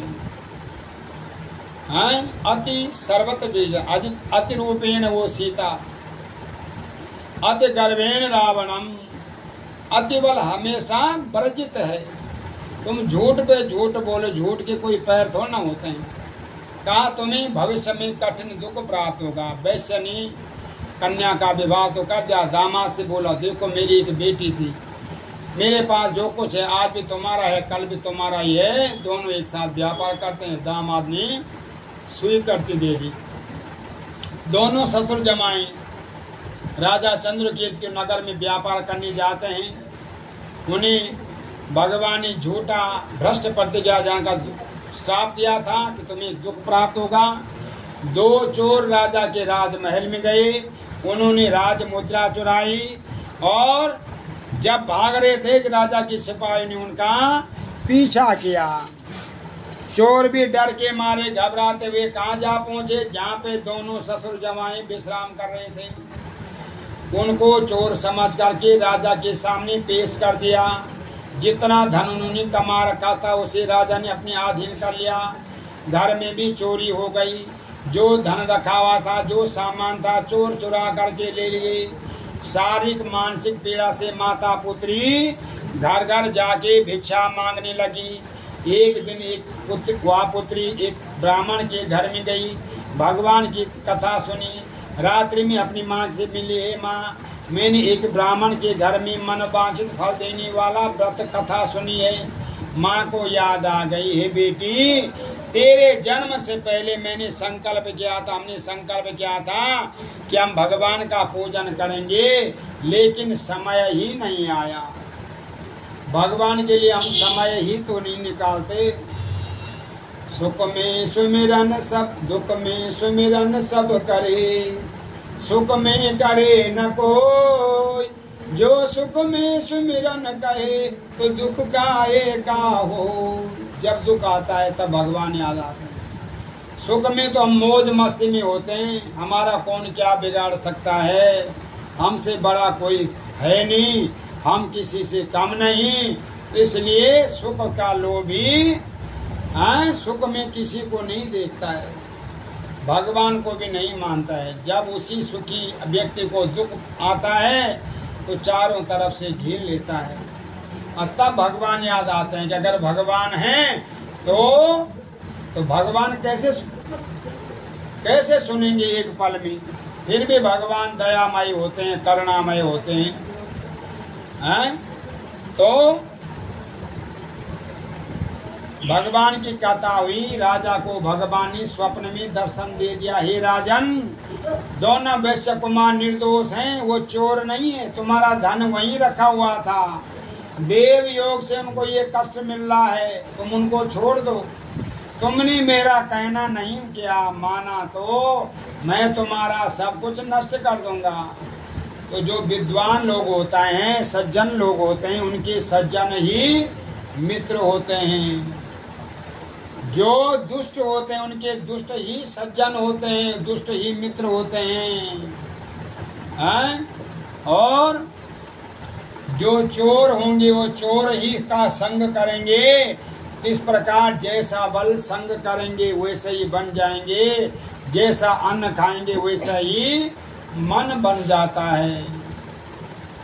तो भगवान का जो ध्यान जिस भाव से करता है भगवान उसको उसी भाव में फल दे देते हैं। हम भगवान को सड़ा गला फल चढ़ा सकते हैं और उस फल की जगह अच्छा उत्तम फल चाहते हैं, तो भगवान को नहीं पता कि इसके घर में ये फल बेकार पड़ा हुआ था, इसका ये वस्त्र किसी काम का नहीं था, इसका ये फल भी किसी काम का नहीं था, इसका ये सामग्री भी किसी काम की नहीं थी, मुझे चढ़ा दिया। तो भगवान को तो सब जानते हैं। भगवान तो राजा को रंग बना सकते हैं, रंग को राजा बना सकते हैं, भगवान को सब पता है। तो राजा विद्वान था और विद्वानों के विद्वान ही मित्र होते हैं। मंत्राण की ऐसा स्वप्न हुआ। सभासद भी जो गुरुजन हैं कहा कि राजन स्वप्न के अनुसार ही आप कीजिए, क्योंकि आपको जो स्वप्न हुआ है वो खराब नहीं है, वो शुभ लक्षण वाला है, ऐसे कीजिए। राजा ने दोनों वैश्य कुमारों को छोड़ने का क्या दिया, जितना धन लिया था उसे दुगना दिया। दोनों प्रसन्न होकर उन्होंने अपने नगर के लिए प्रस्थान किया और साय के समय अपनी नाव को नदी के किनारे पे खड़ी करके भगवान की संध्या पूजा अर्चना करी। हमारे जीवन में प्रत्येक दिन 3 काल आते हैं, प्रातः काल, मध्य काल और सायंकाल।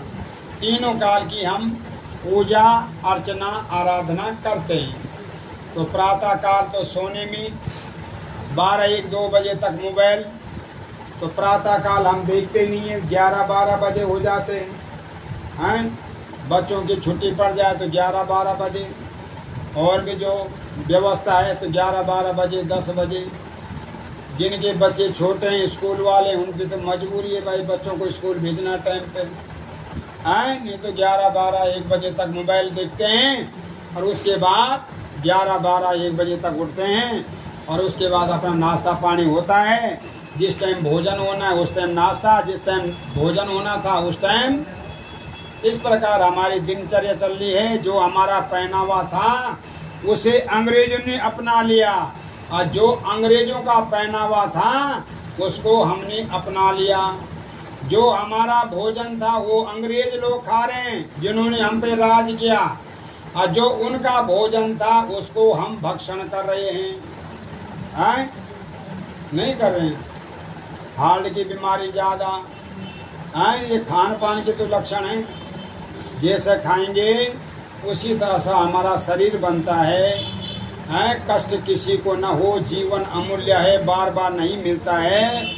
तो अपना बहुत बहुत ध्यान रखिए। आप ही अपना ध्यान नहीं रखोगे तो इस मृत लोक में, इस संसार में, मतलबी दुनिया में कौन किसका साथ देगा। पति पत्नी हो, प्रेमी प्रेमिका हो, माता पिता हो, बेटा बेटी हो, चाहे कोई कितना भी सगा क्यों ना हो, वो अकेला ही आया था, उसे अकेला ही जाना है।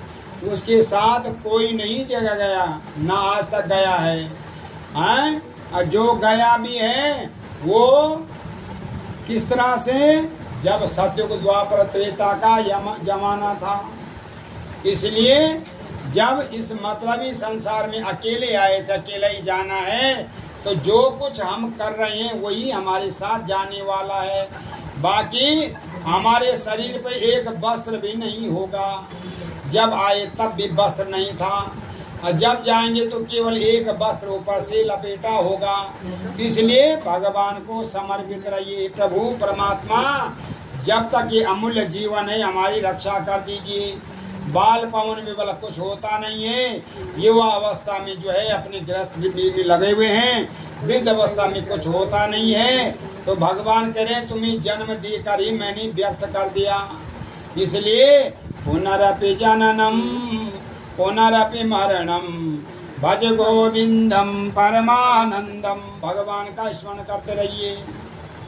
इस प्रकार वैश्यनी जब धन ज्यादा आ जाता है तो अभिमान हो जाता है, और जब अभिमान होगा तो माता पिता भी कुछ नहीं होंगे, ब्राह्मण भी तुच्छ हो जाएंगे, उनको भी कुछ नहीं समझेंगे, हैं? और फिर अभिमान हो जाएगा, गुरु ब्राह्मण माता पिता का अभिमान, उनको निकालना, उनको फटकना, उनको डांटना, हैं? उनको धमकी देना, ये सब आजकल हो रहा है, होने वाला है। इसलिए अपनी रक्षा करने वाले परमात्मा का भजन करते रहिए, आपका वो भजन आपके लिए मंगलकारी बन जाएगा। तो भगवान ने पूछा तुम्हारे नाव में क्या भरा हुआ है? तो धन के मद में सेठ ने कहा क्यों पूछता है, क्या धन लेना चाहता है? मेरी नाव में तो लता पत्र भरा हुआ है। उसके कठोर असत्य अभाषण कटु वाक्य सुनकर अपमान कर दिया दंडी ब्राह्मण का, भगवान का। अरे क्यों पूछ रहा है? नाना प्रकार का उसको डांटा। मेरे नाम में तो लता पत्र भरा हुआ है। भगवान का सत्यम भवतु ते बचा, तुम्हारा वचन ही सत्य हो। और वहां से हट गए, सिंधु के किनारे बैठ गए। वैश्य ने अपनी पूजा संपन्न करी, नाव में लता पत्र देखा, बेहोश हो गया। जब होश आया तो दामाद ने कहा कि ये दंडी का श्राप है, उनकी शरण में जाएंगे तो मनोकामना पूर्ण होगी। दोनों दंडी स्वामी के पास गए, 5 मिनट में कथा संपन्न कर रहे हैं, बस आपका कल्याण हो जाएगा, घुटनों का दर्द भी ठीक हो जाएगा, थोड़े खड़े उठेंगे तो भी ठीक हो जाएगा। तो सत्यनारायण भगवान का स्मरण किया और दंडवत प्रणाम किया, हमने आपका अपमान किया, क्षमा कर दीजिए। तो भगवान के प्रति समर्पित रहेंगे तो भगवान भी हमारे प्रति समर्पित रह जाते हैं। और कहा कि तुम रो मत, तुमने मेरी पूजा करने का संकल्प किया था किंतु आज तक तुमने मेरी पूजा नहीं करी, इससे तुम्हें बार बार दुख प्राप्त हुआ है। और धन के मद में वैश्य ने कहा कि प्रभु आपकी माया से मोहित हुए ब्रह्मादि देवता भी आपको नहीं जान सकते हैं, मैं अज्ञानी कैसे जान सकता हूँ? मैं अपनी सामर्थ्य के अनुसार आपका व्रत करूंगा। उस व्रत के अनुसार भगवान प्रसन्न हो गए और कहा कि जाओ तुम्हारी मनोकामनाएं पूर्ण होगी। नाव में धन परिपूर्ण देखा, प्रसन्न हुई, अपने नगर के लिए प्रस्थान किया। अपने धन की रक्षा करने वाले नौकर को घर भेज दिया कि हमारे आने का समाचार घर दो। वह दूत घर गया, लीलावती को प्रणाम किया कि बहुत सा धन लेकर के दामाद जी सहित सेठ जी नगर के निकट आ गए हैं।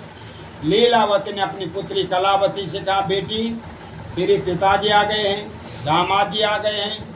तो पहले माताएं अपने पति का नाम नहीं लेती थी, अब भी लेते हैं, अब भी नहीं लेते हैं। हमारे सामने तो फलाने जी बेटा, पति को बोलते हैं फलाने बेटा इधर आ, ये काम कर ले। हम तो कई जगह देखते हैं, तो जहाँ नहीं देते वहाँ संस्कार हैं। दामाद का भी नाम नहीं लेते थे, अभी भी नहीं लेते कुछ लोग, बेटा बेटा जरूर बोलते हैं। तो पति का नाम लेने से बल क्या होता था पता है? नहीं, पति की उम्र कम होती थी बल, इसलिए नहीं। जिनके पति का नाम जगदीश होगा तो कैसे बोलेंगे? वो आरती नहीं करेंगे, तो वो भगवान जी का, भगवान जी की आरती हम कर रहे हैं। जिनका पिता का नाम विष्णु होगा, शिव प्रसाद, तो वो शिव जी की आरती के माध्यम से कर लेते हैं ना। तो अब लोग लेते हैं, बच्चे लोग तो लेते हैं, नहीं लेते हैं बच्चे लोग। भाई हमारे बच्चे हैं, बेटी दामाद हैं, तो लेते हैं आपस में नाम। हम तो पूछते हैं उनको भाई ऐसा कब से सिस्टम शुरू हुआ? तो कहना आपका ज़माना कुछ है, हमारा ज़माना कुछ और है। अब ये कथा में वो देखेंगे सुनेंगे तो उनको पता भी लग जाएगा कि कहीं कथा हो रही थी, और तब यहाँ पर वो प्रसंग आया। तो कहा कि मैं दामाद जी के और पति के तुम्हारे पिताजी के दर्शन के लिए जा रही हूँ, तो कार्य संपन्न करके आना। तो माँ के मुख से इस प्रकार के वचन सुनकर पुत्री भी बिना भगवान का भोग लगाए, बिना प्रसाद ग्रहण करे, वो भी पति दर्शन को चली गई। इस कृत्य से भगवान अप्रसन्न हो गई। उसके पति को नाव से जल में डुबो रहे हैं, कन्या उसको देख रही है। रोती हुई कन्या पृथ्वी पे जमीन पर गिर पड़ी। महाशोक से डूबा हुआ वैश्य परिवार बड़ा भयभूत हुआ, सबको इकट्ठा किया कि परमात्मा की कृपा से, भगवान की कृपा से हम मोहित हो रहे हैं, भ्रमित हो रहे हैं। हम अपनी सामर्थ्य के अनुसार आपका व्रत करेंगे। प्रभु हमारी रक्षा करें। त्राय माम, हम आपके शरण में हैं प्रभु, हमारी रक्षा करिए। आकाशवाणी हुई, हे साधु, तुम्हारी कन्या जो कलावती है, इसने बिना मेरा भोग लगाए, बिना प्रसाद ग्रहण करे हुए अपने पति के पास चली आई है, इसलिए इसका पति अदृश्य हुआ है। अगर यह कन्या घर जाके लौटेगी तो इसका पति अवश्य मिलेगा। वह कन्या घर गई, भगवान का भोग लगाया, आके अपने पति के दर्शन किए, अपने पिता से बोलती, पिताजी अब घर को चलिए। हमेशा पूर्णिमा संक्रांति को उनके घर में भगवान की कथा होने लगी। तो जिन घरों में भगवान की कथा हो रही है, भगवान के यज्ञ हो रहे हैं, भगवान की पूजा हो रही है, उन्हीं घरों में भगवान का वैकुंठ विराजमान है। उन्हीं घर में भगवान का सब कुछ वहाँ विराजमान है। और जिन घरों में कभी भी कोई यज्ञ हवन पूजा दूर तो वह भगवान का नाम कीर्तन भी नहीं हुआ, भगवान कह रहे हैं वो घर मरघट के सामाना, वो घर शमशान बराबर है। इसलिए वो आप सब लोग बधाई के पात्र हैं। अगर एक घर में कथा हो रही है, आस पास के 100 घरों का जो 100 योजन है, वहाँ तक भगवान जी की कथा का प्रभाव, महत्व और सदाचार पहुँच जाता है। आप सबको बहुत बहुत बधाई, शुभकामनाएं। सार्थक के उज्जवल भविष्य की कामना करते हैं। सदा आपका जीवन आनंदमय रहे, मंगलमय रहे। और आपकी जो माता जी हैं प्रीति पुत्री, तो ये भी भगवान जी के प्रति समर्पित हैं। तो आप भी स्वस्थ रहें, खुश रहें, आपके माता पिता भी स्वस्थ रहें। सुंदर कथा, सुंदर भाव जब आपके घर में आए हैं तो ऐसा कम देखने को मिलता है। ऐसा यदि हम लोगों के घरों में मिलता है, तो मैंने आपके घर में देखा है कि ब्राह्मण आए हैं, उनके पैर धोने, उसका महत्व भी सुनिए कि जिस घर में ब्राह्मणों के चरण पड़ते हैं वो घर भी भगवान का तीर्थ रूप बन जाता है। जिस घर में ब्राह्मण के पैर धोए जाते हैं, जो आपने धोए हैं, तो ये तो मैंने बहुत कम देखा है। 100% घरों में हम जाते हैं तो 1-2% घरों में ऐसा होता है। तो यावत कुरुक्षेत्र, जिस प्रकार भला आप कुरुक्षेत्र की दर्शन कर लें। कार्तिक महीने के संपूर्ण दान पुण्य कर्म आप कर लें और 100 कन्याओं का भी बलिदान कर लें, उतना फल ब्राह्मणों के चरण रज धोने से प्राप्त हो जाता है। ब्राह्मणों के पैर धोने में, ब्राह्मण हमारे यहाँ गढ़वालियों में, पहाड़ियों में जो है, जो ब्राह्मण घर में आते हैं, पुरोहित आते हैं, हमारे यहाँ एक चीज अभी भी है। कोई यज्ञ हो रहा हो, कोई कथा हो रही हो, तो हमारे यहाँ ऐसा अभी भी है, हमारे यहाँ होता है, ये सब हम लोग करते हैं। तो आप भी बधाई के पात्र हैं, क्योंकि आपके संस्कार उसी समय दिख गए थे कि आप संस्कारवान परिवार है। और इस परिवार को, शर्मा परिवार को, ब्राह्मण परिवार में ज़्यादा सम्मान आदि प्राप्त हो जाता है। और आपको बहुत बहुत शुभकामनाएं। आपका ये बालक और आप सब लोग यशस्वी बने, ज्ञान धन से परिपूर्ण रहें और आपकी दिन दुनी रात चौगनी हो। कथा खराब लगी होगी तो यहीं पे मेरे को बता देना, और खराब अच्छी लगी होगी तो दूसरों को बताना, तब मुझे बताने की जरूरत नहीं है। बोलो सत्यनारायण भगवान की। सदानंद ब्राह्मण का दूसरा जन्म क्या हुए? सुदामा नामक ब्राह्मण बने। अब हमारा दूसरा जन्म जो होगा तो पता नहीं क्या होगा, लेकिन उनका दूसरा जन्म की कथा बता दी आपको। दूसरा लकड़हरे का जन्म, जो लकड़ी बेच करके अपने परिवार का पालन पोषण करता था, वह दूसरे जन्म में क्या हुए? गुह्यराज। भगवान श्री राम जी की पूजा करते, उनकी कृपा से भवसागर पार हो गए। साधु नाम का जो वैश्य था, वो दूसरे जन्म में मोरध्वज नाम के राजा हुए। और इतने दानी हुए कि पहले इतना दान दौड़ देते थे कि अपने घर परिवार राजपाट दान दे दिए राजाओं ने। पहले जो बोल दिया उसमें कोई मोह नहीं होता था। हरिश्चंद्र ने सब कुछ दे दिया है, पुत्र को दे दिया, पुत्री को, पत्नी को दे दिया, राजपाट दे दिया। हाँ, परीक्षा कितनी दी लोगों ने, और हम कहते हैं हमारे जीवन में इतने कष्ट, तो हम कहाँ इतनी परीक्षा दे पाते। और दे रहे हैं तो सफल भी भगवान कर देते हैं। अगर हम जीवित हैं तो भगवान की इतनी कम कृपा है। कष्ट तो सभी के जीवन में है, तो भगवान से प्रार्थना करें कि प्रभु हमारे जीवन में कोई कष्ट, कोई भय न हो। साधु नाम का जो राजा था, जो भद्रशिला नदी के तट पे जो व्रत कर रहे थे, दशरथ नाम के राजा हुए। भगवान श्री राम जी का स्मरण करके वो भवसागर पार हुए। और तुंगाध्वज नाम के जो राजा थे, वो स्वयं भूमनुवीर संपूर्ण भागवत की कथा श्रवण करके उन्होंने भी मोक्ष प्राप्त किया। तो भगवान की कथा जो करते हैं उनको मन वांछित फल की प्राप्ति होती है। जो धनहीन है, जिनके पास धन नहीं आता है, न रुकता है, उनको उनके जीवन में धन की वृद्धि होनी शुरू हो जाती है। जो संतानहीन है, उनको संतान की प्राप्ति होती है। जो बंधन में है, जेल में है, या किसी भी बंधन में, वो बंधन मुक्त हो जाते हैं। तो भगवान सबकी मनोकामनाएं पूर्ण करते हैं। थोड़ा बहुत करते रहिए, थोड़ा बहुत की कोई गिनती नहीं है। बाकी आप सब लोगों को बहुत बहुत शुभकामनाएं, बहुत बहुत बधाई, प्रणाम। जय श्री राम, जय श्री श्याम, जय माता दी। बोले सत्यनारायण भगवान की।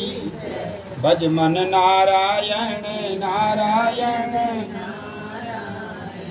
श्री मन नारायण नारायण, लक्ष्मी नारायण। दो ईंट ले आओ। नारायण राधे नारायण, नारायण रटमन नारायण, नारायण राधे नारायण नारायण, श्रीमन नारायण नारायण नारायण। बोलो वृंदावन बिहारी लाल की जय। आराध्यां समर्पयामि सत्यनारायणाय नमः। भगवते श्री विष्णवे नमः। सीताराम पतये नमः। मंत्राथफला संतु पूर्ण हो गया शांति भवतु पारिकः। नारायणाय नमो नमः। सर्वार शांत। क्या कोई बात नहीं, चिपकेगी तो क्या होगा, उसी पे तो चिपकेगी। नारायणाय नमो नमः। थोड़ा पानी पिला दो भाई साहब। हाँ, पैन तो नहीं लगा ज्यादा। बहुत अच्छा कहे, मैं भी बुलाऊंगी अभी तो सवाई की वजह से। नहीं, हमारी विधि ही यही है, कथा की विधि ही यही है, पूजा की विधि ही यही है ना। अब इसमें हम शॉर्ट करें थे, अब जजमान को पता नहीं है, फिर ब्राह्मण को पता नहीं, शॉर्ट नहीं होना चाहिए। बाबू डाल दो, डाल दो, दो। राधे श्याम। बस बस बस बस हो गया था।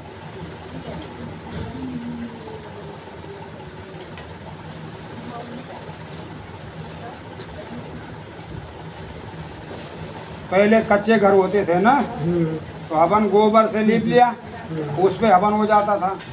अब पक्के घर होते हैं तो वहाँ जो है पत्थर पुत्थर टूटने का डर होता है, इसलिए।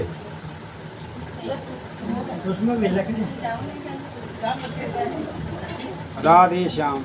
आपका घर कहाँ है देवी? अयोध्या है। साथ में राम जी के दर्शन ही होंगे, राम सीता के दर्शन हो क्या चाहिए। वो भी निकाल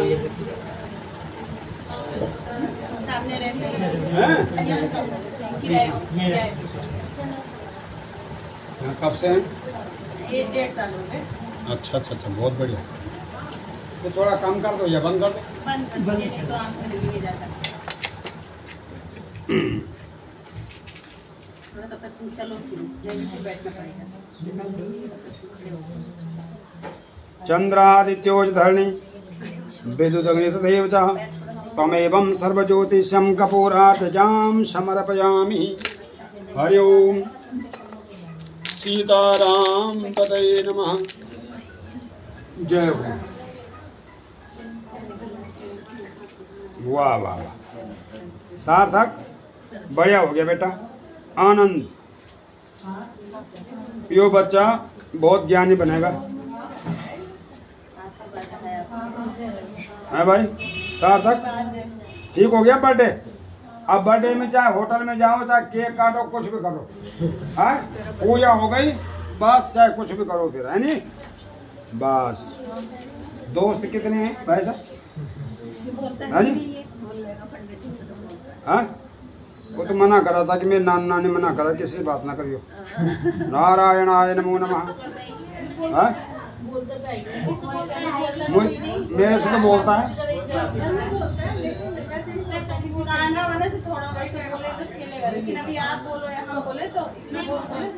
स्कूल की मैडम ने भी मना करा कि किसी से बात ना करियो, है नी?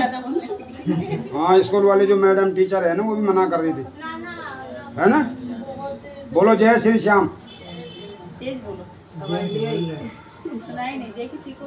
तुम्हारी आवाज मंदिर में खुल जाएगी, बस मैं पकड़ा दूंगा मैं तुम्हें बस 15 दिन के बाद, ठीक है? जिन बच्चों को कुछ नहीं आता था उनको माइक पकड़वा दिया मैंने, सारे मंत्र।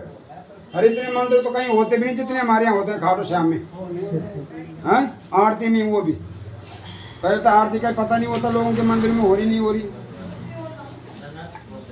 चलो 5 बार घी लो भाई साहब, चम्मच ले लो, ये कटोरी है भाई साहब, यहीं पे बैठे रहो। अजय आपको कहाँ कष्ट कराना है आपको। लो 5 बार घी डालो, अब वापसी की बूंद इसमें डालो, बस। प्रजापति स्वाहा, स्वा भी बोलना है, बोलो स्वाहा। स्वा कौन है? अग्नि की पत्नी, 2 पत्नी इनकी, एक का नाम स्वा है और एक का नाम स्वधा है। स्वा देवताओं की माता है और स्वधा पितरों की माता है। स्वधा किसकी माता है?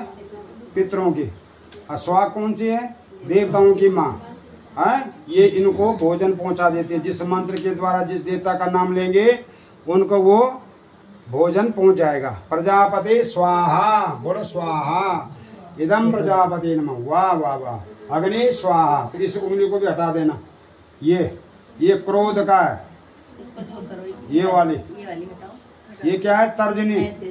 हाँ क्रोध का प्रतीक है ये। किसी को गुस्सा दिलाना हो, कल मैडम को उंगली दिखा दो यूं करके, हाँ बस तो पता लग जाएगा फिर, ठीक है ना? तो इसलिए नहीं दिखाते उंगली, है ना?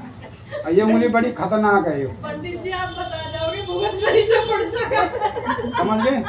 नहीं वो बहुत समझदार है, तो ठीक है। ये उंगली नहीं दिखानी किसी को। पहले मम्मी को दिखा के ट्राई करना, क्या फल मिलता है, फिर उसके बाद ठीक है। भगवते शाम इसको नहीं दिखाता, इसको। ये 2 उंगली हमारी पूजा में नहीं है। कौन कौन सी? 2, एक ये और एक ये, है ना? ये खाली पितरों के लिए लगती है। किसकी लगती है? पितरों की। और ये किसी काम में नहीं है। ये अंगूठा पूजा में हो जाता है, तिलक लग जाता है इससे, एक इससे तिलक लग जाता है, एक इससे। 3 उंगलियों का प्रयोग होता है ये पितृ कार्य में। ये समझ गए? प्रजापति स्वाहा। इदम प्रजापति नमः। अग्नि स्वाहा। इदम अग्नि नमः। भुव स्वाहा। इदम सूर्याय नमः। अम्बे स्वाहा। इदम अम्बिके नमः। अंबानिके स्वाहा। इदम अंबानिके नमः। डालते रहो, आपको कुछ नहीं होता, चिंता न करो। अम्बे स्वाहा। अंबानी था ऊपर डालने की जाती नहीं, नीचे डालो सीधे। तो देखो मैं बताऊं, छोड़ो। प्रजापति स्वाहा, ये डाल दिया, एक बूंद यहाँ बस। प्रजापति स्वाहा, बोलो स्वाहा। इदम प्रजापति नमः। अग्नि स्वाहा। इदम अग्नि नमः। भुव स्वाहा। इदम भुव। नवग्रहों को प्रसन्न करना है भाई। सूर्याय नमः स्वाहा। चंद्रमा के लिए चंद्रमा से नमः स्वाहा। मंगल को प्रसन्न करने के लिए क्रांकनी पोसा भूमाय नमः स्वाहा। बुद्ध देवता को प्रसन्न करने के लिए ब्राह्मणी पोसा बुधाय नमः स्वाहा। बृहस्पति देवता को प्रसन्न करने के लिए ब्राह्मणी पोसा बृहस्पति नमः स्वाहा। शुक्र देवता को प्रसन्न करना है, ओम द्राधनी पोसा शुक्राय नमः स्वाहा। शनिदेव को प्रसन्न करना है, ब्राह्मणी पोसा शनिश्राय नमः स्वाहा। अब राहु को प्रसन्न करने के लिए ओम भ्रां भ्रीं धूमसारावे नमः स्वाहा। ज्यादा ऊपर पड़ा भाई साहब, थोड़ा सामने डालो डायरेक्ट। बस गणपति नमः स्वाहा। हाँ ये पंडित जी हाथ नहीं जलेगा, चिंता ना करो। हलवा पड़ेगा इसमें, हाँ? हलवा पड़ेगा इसमें कह रही है नारियल में जो आप ये हलवा के दावतें अलग से डाल देंगे, बना रखा है। ले आओ, 5 आवतें अलग से पढ़ेंगे। हरि ओम गणानंत्वा गणपति गंगवामहि प्रियानंत्वा प्रियपति गंग। ये भी इसलिए फाड़ते हैं इसको, इसमें फट जाता है ये, है ना। ये तो सिरफल की आवती दी जाती थी ना, तो इसका भी विधान है। इसमें आवती डालने से कितने लोगों को आप प्रसाद बांट सकते हो। नहीं तो सुपारी की आवती पूर्ण आवती डालोगे तो कितने लोगों को प्रसाद बांटोगे। पूर्ण आवती का विधान है ये। नारियल की आवती डालने से कितने लोगों का भंडारा होगा, है ना। ये अलग अलग सिस्टम है इस चीज का। तो जो बड़े यज्ञ होते हैं ना उनमें डालते हैं, तो फाड़ते हैं उनको, जिससे ब्लास्ट ना हो से फटते हैं ये। गण गण गण गणपति नमः स्वाहा, क्लीं दुर्गाय नमः स्वाहा। चलिए सामग्री, चलिए साहब। बस गण गण गण गण गणपति नमः नारायणाय नमः।